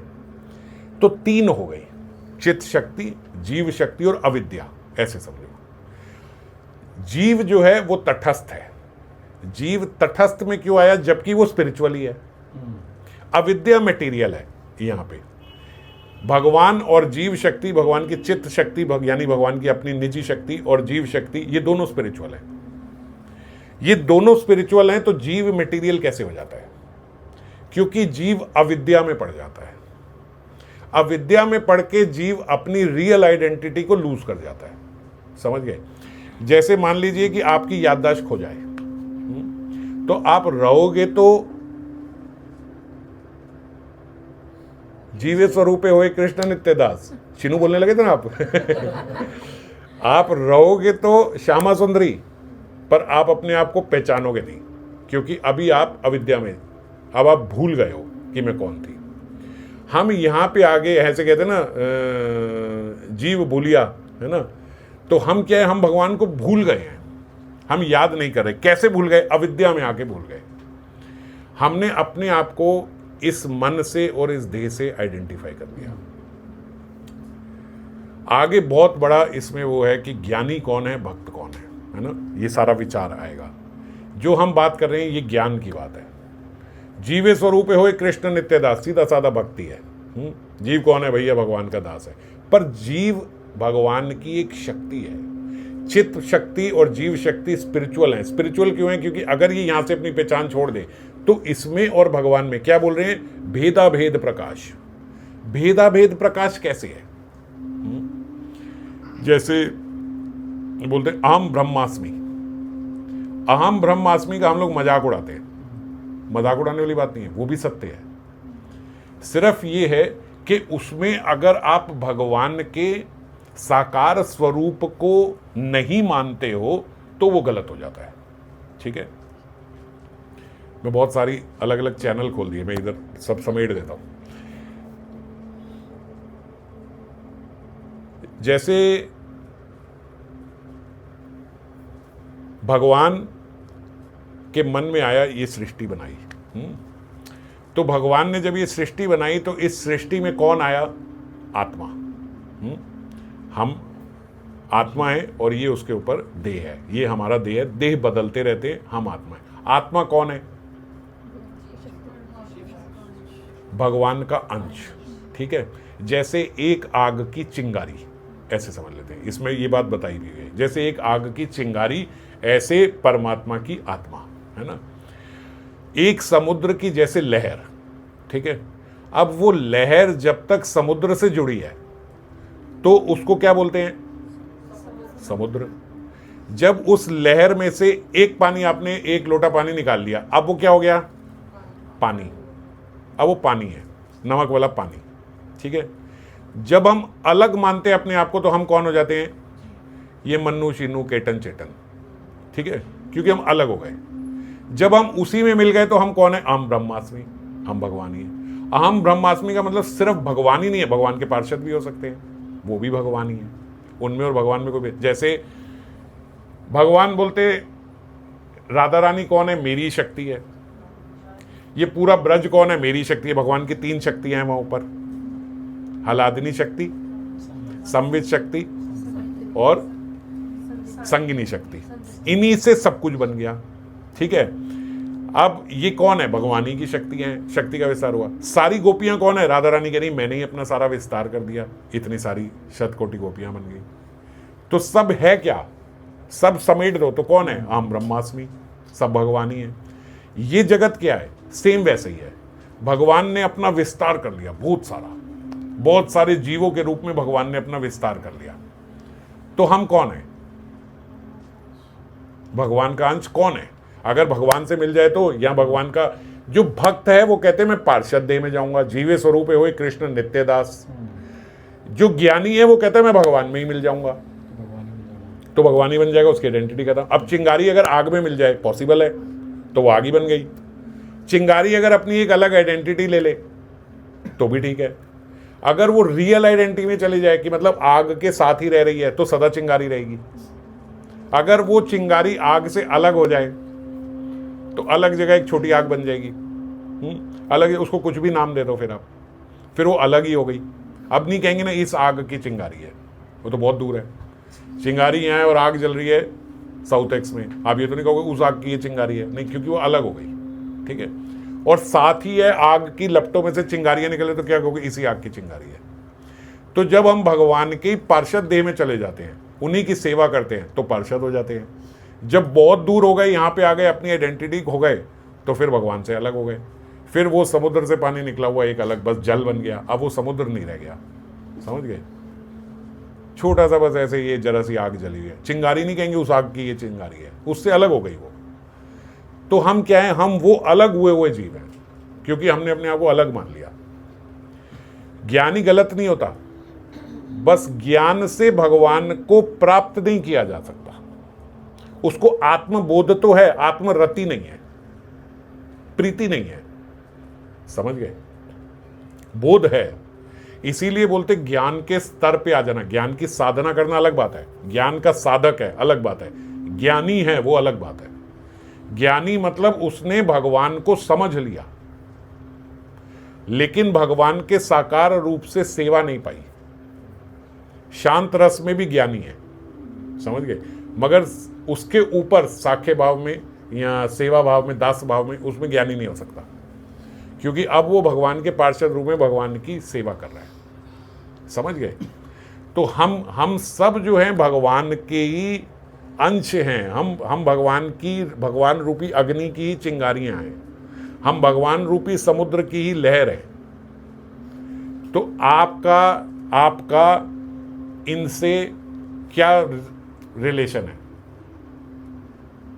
बोलो, चुप मत रहो, क्या रिलेशन है? सेम स्रोत नहीं हो, सेम ही हो। अगर आप अग्नि में मिल जाओ तो दो चिंगारियां अलग नहीं है, सेम ही है। ठीक है? आप किसी से द्वेष करते हो, मेरा इससे बहुत द्वेष है, किससे द्वेष कर रहे हो? ये ज्ञान है। समझ गए? जब ये ज्ञान जीव पा लेता है, उसके ऊपर जब भजन पाता है, तो वो उसके बाद उसके अंदर राग द्वेष नहीं रहता, चाहे वो अलग अलग तो हो जाता है, मगर उसके बाद पार्षद देह हो जाता है ना, तो पार्षद देह में कोई द्वेष नहीं है। समझ गए? अभी क्या है, ना ज्ञान है और ना भक्ति है। बातें बड़ी बड़ी करते हैं, हम ज्ञान मार्ग नहीं, हम भक्त हैं। अबे तुम कुछ नहीं हो, तुम अभक्त हो, तुम अज्ञानी हो। समझ गए? जो ज्ञानी है वो तो बहुत ऊपर की स्थिति पे है, सिर्फ वो भगवान के स्वरूप को, साकार स्वरूप को नहीं मान, वो निराकार स्वरूप को मान रहा है और भगवान में लीन हो जा रहा है।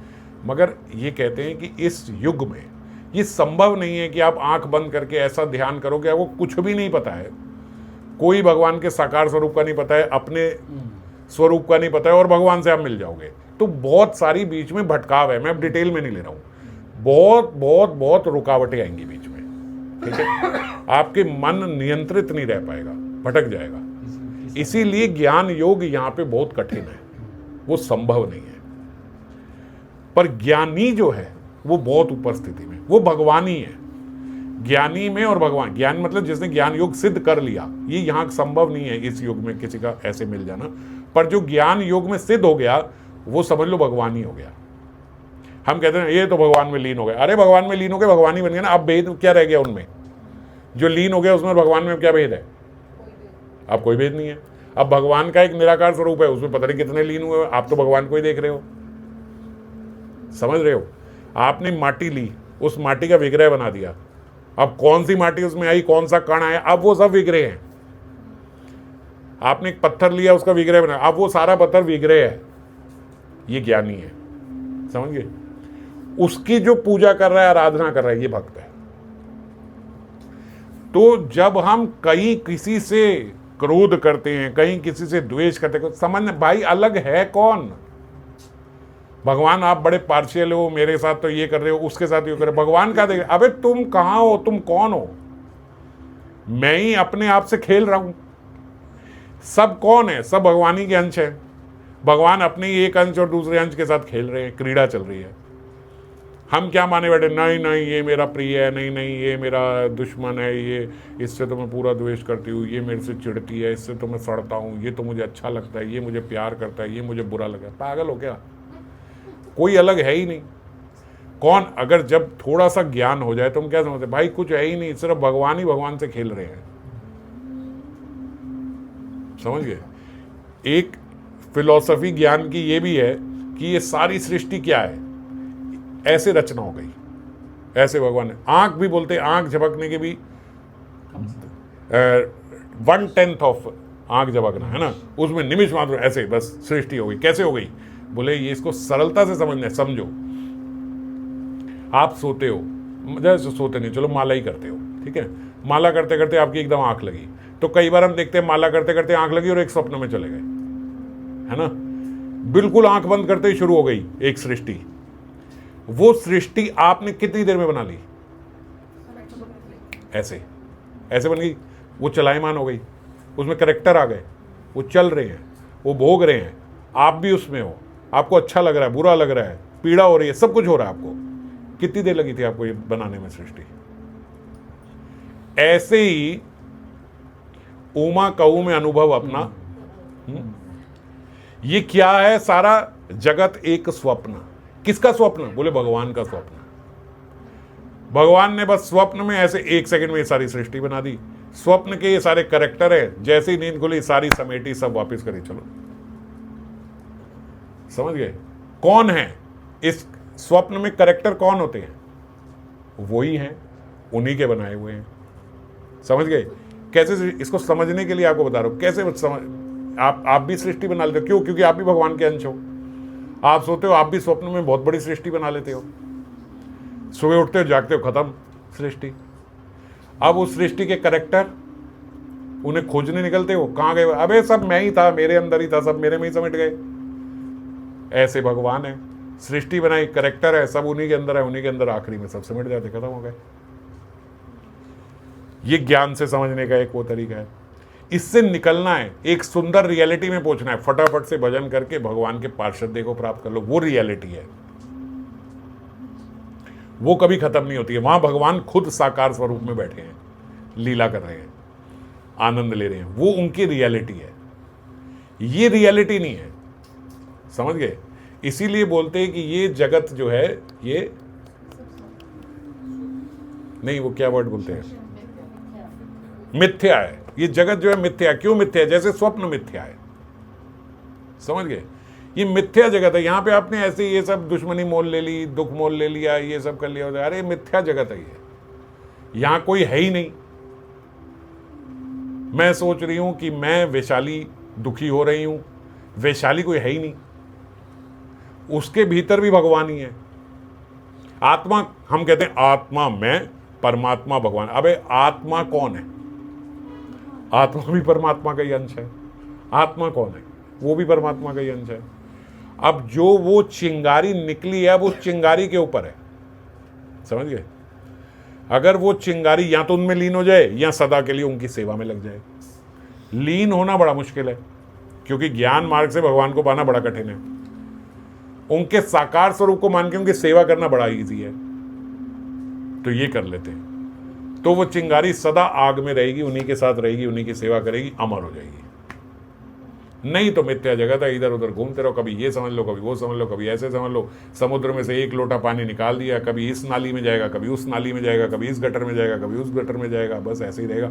क्या होगा? सूख जाएगा, फिर बादलों से गिरेगा, फिर वर्षा बन के आएगा। पानी खत्म तो होने वाला है नहीं।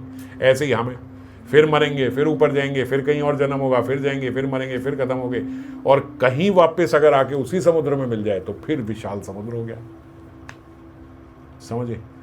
आप अपने घर से एक मग्गा भर के जल का ले जाओ और जाके सागर में मिला दो, अब क्या हो गया? वो अब वो समुद्र हो गया। वो इतना सा यहाँ का पानी अब वहां जाके समुद्र बन गया। इस बात को समझ गए? तो ज्ञानी जो है वो यही कहता है कि मैं उन्हीं से निकला हूं, मैं उन्हीं में जाके लीन हो जाऊंगा, मैं वही बन जाऊंगा। भक्त जो है वो कहता भाई अब निकला हूं तो ऑप्टिमम यूटिलाइजेशन करूंगा, अब मैं हमेशा के लिए अमर हो जाऊंगा, मेरी हमेशा के लिए एक आइडेंटिटी रहेगी, मैं हमेशा के लिए उनका सेवा आनंद प्राप्त करूंगा, मैं क्यों वेस्ट करूं इसको। अगर भगवान ने अपने आनंद के लिए ये चिंगारियां ऐसे बिखेरी है तो फिर उनको आनंद देंगी सदा के लिए, सदा के लिए उनको आनंद दूंगा और उनसे ज्यादा आनंद प्राप्त करूंगा। भगवान के पार्षदों को, मंजरियों को उनसे भी, राधा रानी से भी ज्यादा आनंद प्राप्त हो रहा है और सेवा में वैसे भी ज्यादा आनंद है, समझ गए। तो वो कहते हैं मैं उनसे और ज्यादा आनंद प्राप्त करूंगा।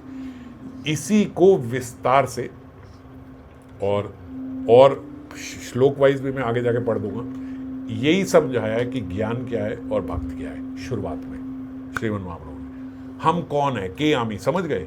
अब के आमी समझ गए हम कौन है, हम ये हैं। हमारे पास दो रास्ते हैं, तीसरे की तो मैं बात ही नहीं कर रहा हूं, जो पानी गटर में जाएगा उसकी बात नहीं कर रहा हूं। या तो भगवान की सेवा में लग जाए पार्षद देह लेके, या फिर भगवान में ही समुद्र में ही मिल जाए। तो इसीलिए इस बात को भी समझो, ज्ञानी गलत नहीं होते, अधूरे होते हैं। वो अधूरे होते हैं जो ये कहते हैं कि मैं साकार स्वरूप को नहीं मानता हूं, वो गलती कर जाते हैं। पर ज्ञानी जब ज्ञान में चला जाता है तो वो ये भी नहीं कहता कि मैं साकार स्वरूप को नहीं मानता, बस उसका एक इंटरेस्ट है, वो भगवान में ही लीन होना चाहता है, भगवान ही बन जाता है, उसका यही कहता है, वही पूर्ण ज्ञानी है ना। तो वो कहता है कि मैं भगवान ही हूं। अब जैसे भीष्म पितामह जो है, अगर उनका पूरा जीवन देखो तो ऐसा लगेगा एकदम ज्ञानी जैसे ही है उनका जो जीवन है। लग सकता है भगवान से लड़े भी तो ऑपोजिट लड़े, है ना। तो भक्त जो होगा वो कभी ऑपोजिट नहीं लड़ेगा, और भक्ति की भी परिकाष्ठा होती है। जैसे अर्जुन है, अर्जुन भक्त है, अर्जुन कहते हैं मुझे कुछ नहीं चाहिए, मुझे बस आप चाहिए हो। भीष्म पितामह जो है उनसे ऑपोजिट जाके लड़ाई कर रहे हैं। तो ऐसा लगता है कि ज्ञानी भक्त है, क्यों? क्योंकि वो जानते हैं यार आप और मैं अलग ही नहीं है, आपने मुझे यहाँ करेक्टर एक बनाया है, अपने ऑपोजिट में आपके ऑपोजिट लड़ रहा हूँ, है ना। ऐसे ही बोला उन्होंने कि ठीक है आपने विधान ऐसे किया है कि मैं आपके ऑपोजिट खड़ा होकर लड़ूं, तो मैं आपके ऑपोजिट खड़ा होकर लड़ूंगा आपके उसके लिए, ऐसा वो बोल के लड़ रहे हैं। और बाद में युधिष्ठिर जाते और भगवान के शिविर में जब जाते हैं तो देखते हैं कि भगवान ध्यानस्थ है। तो युधिष्ठिर जी हैरान हो जाते हैं कि प्रभु आप किसका ध्यान कर रहे हो। भगवान श्री कृष्ण को, आप किसका ध्यान कर रहे हो, सारी दुनिया आपका ध्यान कर रही है, आप किसका ध्यान कर रहे हो। तो भगवान बोलते मैं भीष्म का ध्यान कर रहा हूं, हमारे भीष्म पितामह, मैं उनका ध्यान कर रहा हूं। आप उनका ध्यान क्यों कर रहे हो? बोले क्योंकि वो मेरा ध्यान कर रहे हैं, ये यथामाम प्रपद्यन्ते, मेरा यही नियम है, जो वो मेरा ध्यान कर रहा है तो मैं उसका ध्यान कर रहा हूँ। कहाँ है वो? बोले चलो अब उनके पास। फिर उनके पास लेके गए और अंत में जो भीष्म पितामह ने स्तुति करी उससे पता लगा बड़े भारी भक्त है भाई, ज्ञानी नहीं है ये। अंत में कैसी भगवान के साकार स्वरूप को पूर्णता मानते हुए स्तुति कर रहे हैं उनकी, बिल्कुल ऐसे स्तुति कर रहे हैं जैसे गोपियां करती हैं। आपके चेहरे पे जो मिट्टी उड़ रही है वो कैसी लग रही है, जब आपको मेरे बाण लगते थे और जो रक्त निकलता था वो कैसे लगता था, इस प्रकार से। क्या आपका मुख है, क्या आपके घुंघराले बाल हैं, ये हैं वो है, सब बिल्कुल ऐसे स्तुति कर रहे हैं और बड़े स्टाइल से बोल रहे हैं। ये जो मन है ना, ये मेरी जो पुत्री है, मन को नहीं बोला, बोले जो मेरी पुत्री है ना, कवारी है आज तक, आज आपका विवाह उससे करता हूँ। सारे हैरान हो गए। भीष्म पितामह अखंड ब्रह्मचारी कह रहे हैं मैं अपनी पुत्री का विवाह आपसे करता हूँ। कह रहे मेरी पुत्री मेरा मन, इसको मैंने आज तक बचा के रखा, ये मन कहीं लगने नहीं दिया, संसार में कहीं नहीं लगने दिया, एकदम कुंवारी है और आपके लिए है। आज मैं इसका विवाह आपसे करा देता हूँ। हम ये बात नहीं बोल सकते, हमारा मन न जाने कहाँ का लग गया है। हमारा मन तो, हमारे मन को शास्त्रों में वेश्या की तरह बताया गया है, किसी पे भी आ जाता है, कहीं पे भी आ जाता है। तो बोले हमारा मन तो वेश्या के स्वरूप है। वो कह रहे हैं मेरा मन जो है वो एक कुंवारी स्त्री की तरह है, ये अभी तक एकदम ऐसा पवित्र है, कहीं कभी कहीं लगा नहीं है। आज आपके चरणों में इसको दे रहा हूं मैं, समझ गए। तो ये बहुत भारी भक्ति बोल सकते हैं, ऐसा भीष्म पितामह ने अंत में भगवान की स्तुति करी। तो ऐसा नहीं है कि ज्ञानी, और जब भक्त बनते हैं तो भक्त की अलग अलग अलग अलग परिकाष्ठा बनती जाती है। रामायण में देखते हैं तो भरत कैसे भक्त है। भरत के लिए जब वो देवी देवता जो थे वो ऐसे प्रार्थना करे, भैया कुछ करो कुछ करो कुछ करो, ये भरत जी जो हैं ये राम जी को ले जाएंगे, वापस ले जाएंगे, ये ले जाएंगे। तो वहाँ पे क्या श्लोक आया, वो उनके गुरु क्या बता रहे हैं उनको, देवताओं के गुरु जो बोले पागल मत हो जाओ, इंद्र को समझा रहे हैं कि भरत सरिस को राम सनेही, जपू राम राम जपू जेही। सारा जगत जो है ना वो राम को जपता है, और राम किसको जपते हैं? भरत जी को। भरत जी को जपने का मतलब दिन रात हर क्षण भरत जी को याद करते हैं। जब कोई बहुत याद करते हैं ना तो हम कहते हैं तू तो हर वक्त उसी का नाम जपता रहता है, ऐसे बोलते हैं ना। ऐसे नहीं कि माला लेके भगवान भरत भरत कर रहे हैं, पर ऐसे बोलते जगू जप राम राम जप जेही। राम जो है वो हर समय मानो भरत भरत ही करते रहे। और यही भरत जी को भारद्वाज ऋषि ने भी बोला जब वो वहां गए तो, कि भैया हमारे सारे पुण्यों का फल हमें ये मिला कि राम लखन के दर्शन हो गए, और राम लखन के दर्शनों का फल क्या हुआ कि भरत जी आपके दर्शन हो गए।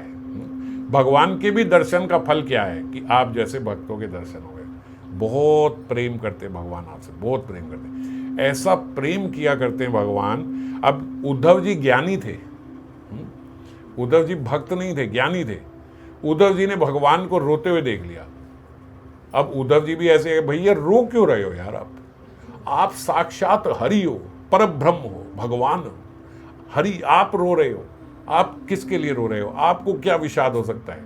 आपके नाम लेने वाले को विषाद नहीं होता, आपको कैसे, आपके हृदय में विषाद आ ही नहीं सकता, रो कैसे रहे हो? बोले क्योंकि वहां पे गोपियां रो रही हैं मेरे विरह में, इसलिए मैं रो रहा हूं। बोले वो क्यों रो रही हैं? बोले जाओ और उनको जाके समझाओ ना रोए। मेरा तो नियम है ना, यही यथा माम प्रपद्यन्ते, वो रो रही हैं तो उनके लिए मैं रो रहा हूं, तुम उनको जाके समझाओ कि वो ना रोए। अब क्या है, भगवान ने भागवतम में बोला उद्धव मुझे इतना प्रिय है जितना प्रिय मुझे मैं भी नहीं हूं, उससे ज्यादा प्रिय मुझे उद्धव है। और जबकि ज्ञानी है, तो ज्ञानी है, भक्त बनाने के लिए उद्धव को भगवान क्या कह रहे हैं? मैं तो रो रहा हूं क्योंकि वो रो रही है, कॉज को ठीक करो ना। कॉज गोपियां हैं, वो रोती हैं तो मुझे रोना आता है, अगर वो ना रोए तो मैं भी ना रोऊंगा। उद्धव जी ने कहा जाके समझाऊंगा उन्हें कि भैया ये तो ब्रह्म है, ये तो भगवान है, परम ब्रह्म है, परमात्मा है, हम सबके भीतर हैं और सब जगह व्याप्त हैं। ऐसी कोई जगह नहीं है जब भगवान, ये भी ज्ञान है, ये ज्ञान है मतलब सत्य है। ज्ञानी ये भी बोलते हैं सर्वव्यापक है भगवान, सर्वव्यापी है, सर्वोपस्थित है, हर जगह है भगवान। कहाँ है भगवान जो नहीं है? सब जगह भगवान उपस्थित है। ये भगवान का, जैसे वो कहते हैं ना सूर्य, उसकी किरण, उसका प्रकाश, तो सूर्य का प्रकाश सब जगह है, ऐसे भगवान सब जगह व्याप्त है, हर जगह भगवान है। और भगवान में क्या क्वालिटी है कि भगवान अपनी एनर्जी से प्रकट हो सकते हैं। सूर्य का हम उदाहरण तो देते हैं, पर सूर्य अपने प्रकाश से प्रकट नहीं हो सकता, सूर्य वहीं रहेगा। भगवान क्या है, अपने प्रकाश की प्रत्येक किरणें प्रत्येक कण से प्रकट हो सकते हैं, क्योंकि वो भगवान है। समझ गए? भगवान सर्वव्यापक है और कहीं से भी प्रकट हो सकते हैं, किसी से भी प्रकट हो सकते अपने, ये सारी भगवान ही की एनर्जी, और भगवान किसी से भी प्रकट हो सकते हैं। तभी तो खम्भे में से निकल गए, हैरानी की बात नहीं होती। निकल के क्यों? क्योंकि भगवान सर्वव्यापक है, निकल आए वहां से। आपको किसमें, मैटर में भी वो है क्या? डेड मैटर में भी वो है? डेड मैटर कोई है ही नहीं, सब भगवान ही है। बोले भगवान कौन है? बोले जो है। कौन है? बोले बस कौन नहीं, क्या नहीं, बस जो है ये भगवान है। समझ पा रहे नहीं? जो है, हाँ, तो जो है ये भगवान है, बस ये है। कहाँ है, क्या है, कौन है, कैसे, सब है, क्योंकि सब भगवानी का प्रकाश है। ये इसको बोलते भेदा भेद प्रकाश। है भी, नहीं भी है। नहीं मानो तो कभी नहीं दिखेंगे, मानो है तो हर चीज में है, कोई ऐसी चीज नहीं है जहां वो नहीं है। तो उद्धव जी वहां गए गोपियों के पास, गोपियों को समझाने, अरे तुम क्या करती हो? जब गोपियों ने समझाया तो उद्धव जी उल्टे पड़ गए। अब वो कृष्ण के वो हो गए कि तुम ऐसे कैसे हो कि ऐसे प्रेमियों के साथ भी नहीं रहते और वहां जाके रह रहे हो, इनको इतना दुख दे रहे हो, तुम कैसे भगवान हो? फिर गोपियों ने समझाया, अब भगवान को दोष दे रही हो तुम समझ ही नहीं पाए हो अभी प्रेम होता क्या है। तो भगवान को गोपियां जैसे समझ पाई, कुछ समझ ही नहीं पाया। जब उद्धव को समझ में आई तो उद्धव क्या कहता है, भैया यहीं की कोई गुलम लता बना दो यार, यहीं का कोई घास पत्ता बना दो मुझे, मैं तो बस इसी लायक हूं, मैं इस लायक नहीं हूं, मुझे गोपी बना दो। मैं बस इस लायक हूँ कि गोपियों के चरण रज मेरे पे पड़ती रहे, यहाँ का कोई घास पत्ता मुझे बना दो। वो उद्धव जो समझाने निकले थे कि मैं समझाता हूँ, पर ब्रह्म परमात्मा को ये लोग जानते नहीं हैं, समझ नहीं रहे हैं। अपनी भ्रुकुटी ऐसे करो, बीच में ध्यान लगाओ, ध्यान नष्ट हो जाएंगे, भगवान यहाँ प्रकट हो जाएंगे। और फिर कहाँ देखो, जहाँ देखो वहाँ भगवान है, कहाँ भगवान नहीं है। आज वो उद्धव जाके वहाँ जाके जो ये समझाने गए थे, कहते भगवान तुम इनको छोड़ के यहाँ कैसे रह रहे हो। अभी हम बात कर रहे थे भीष्म पितामह जो है ज्ञानी हैं और अर्जुन जो है वो भक्त हैं। अब अर्जुन जी जब राधा रानी से मिलती है तो राधा रानी बोलते तेरे से ज़्यादा निष्ठुर व्यक्ति हमने आज तक नहीं देखा। अबे ऐसा प्रेमी, ऐसा मित्र है तू कि खुद पीछे खड़ा हुआ और कन्हैया को आगे रख दिया। हाँ, इतना कोमल सा हमारा कन्हैया, वहाँ को तुमने आगे रख दिया। माखन की डाली से ज़्यादा कोमल, और तीर वो खा रहा है और वो खा रहा है और तू पीछे बैठा हुआ है कि ये आगे है। और कहाँ हम अर्जुन की इतनी बातें करते हैं कि भैया वो कहता है सेना नहीं दी, कुछ नहीं दी, बस ये दे दो। और गोपियों के आगे जाता है तो एकदम 0 10 में से कोई नंबर नहीं, कोई नंबर ही नहीं। ऐसा ही होता है, भक्त बड़े बड़े बड़े होते हैं, बहुत बड़े बड़े भक्त होते हैं। जब उससे बड़े भक्त के पास जाते पता लगा यार हम कुछ भी नहीं है। जब बाहर जगत में घूमते हो आप ऐसे लगेगा ओ हमें तो क्या नहीं पता, हम क्या नहीं करते, ये नहीं करते, वो नहीं करते। थोड़े अच्छे भक्त जो 4 कमियां नहीं, क्या कर रहे हो तुम, भजन शुरू भी नहीं हुआ अभी तुम्हारा। महाराज 64 माला करता हो, बोले 64 माला तो बिस्तर में उठने से पहले करते हैं। क्या करते हो तुम? हालांकि गणना से पता नहीं लगता, एक उदाहरण के तौर पे बता रहा हूं। तो हम श्रेणी नहीं है, इसीलिए कहते एपिटोम है। जो गोपियां हैं ना, है ना, उनसे ऊपर श्रेणी का कोई भक्त नहीं है। और हमें उधर जाना है, हमें उस मंजरी भाव की उपासना करनी है। और किन चीजों में हम फंसे हुए हैं, जरा हम अपना मूल्यांकन कर लें। कहाँ फंसे हुए हैं, क्या बातें कर रहे हैं यहाँ पे, कितनी छोटी बातों में फंसे हुए हैं। यहाँ से क्रोध आ रहा है, यहाँ से द्वेष हो रहा है, यहाँ से लोभ हो रहा है, यहाँ ये हो रहा है, यहाँ रहा है। क्या कर रहे हो आप, कहाँ के उपासक हो, क्या हो आप, कितना बड़ा समुद्र हो आप, और अलग होके अपने को कितनी छोटी सी एक बूंद समझे बैठे हैं। तो इसीलिए जीव स्वरूप होए कृष्ण नित्य दास, हमारा लक्ष्य यही है, हमारी साधना यही है कि हम उनको समझे और उनको पालें, उन्हीं में मिल जाएं बस। ये सब और कहीं हमारा अस्तित्व है ही नहीं। अगर एक पानी समुद्र से अलग हुआ उसके बाद क्या गति है उसकी, कोई गति नहीं है उसके बाद। किधर भी चला जाए कभी समुद्र नहीं बन सकता, कभी वैसा आनंद, वैसा विशाल नहीं बन सकता। कुछ भी कर ले, इधर उधर डोलता फिरेगा। भैया किसी जीव के अंदर चला जाएगा तो मल बन के बाहर निकल जाएगा, मूत्र बन के बाहर निकल जाएगा, फिर नाली में बहेगा, फिर वहां से साफ कर दोगे, बहुत स्वच्छ होके भी आएगा, फिर पिया जाएगा, फिर मूत्र बन जाएगा, सूख जाएगा, बादलों से गिरेगा, फिर किसी कीचड़ में जाके गिरेगा। कोई गति नहीं है। और वही अगर समुद्र में मिल जाए तो विशाल समुद्र है, समझ गए। तो ऐसे ही भगवान से विलग हुए जीव की कोई गति नहीं है। एक बार भगवान से मिल जाए तो बस फिर तो पूर्ण है वो, फिर समुद्र है, फिर पूर्ण है, फिर उसमें कोई कमी नहीं है। ठीक है, थोड़ा सा मैंने प्रयास किया वो ज्ञानी और भक्ति के बारे में समझाने का। आगे फिर क्रम से श्लोक वाइज आगे चलेंगे। जय श्री राधे।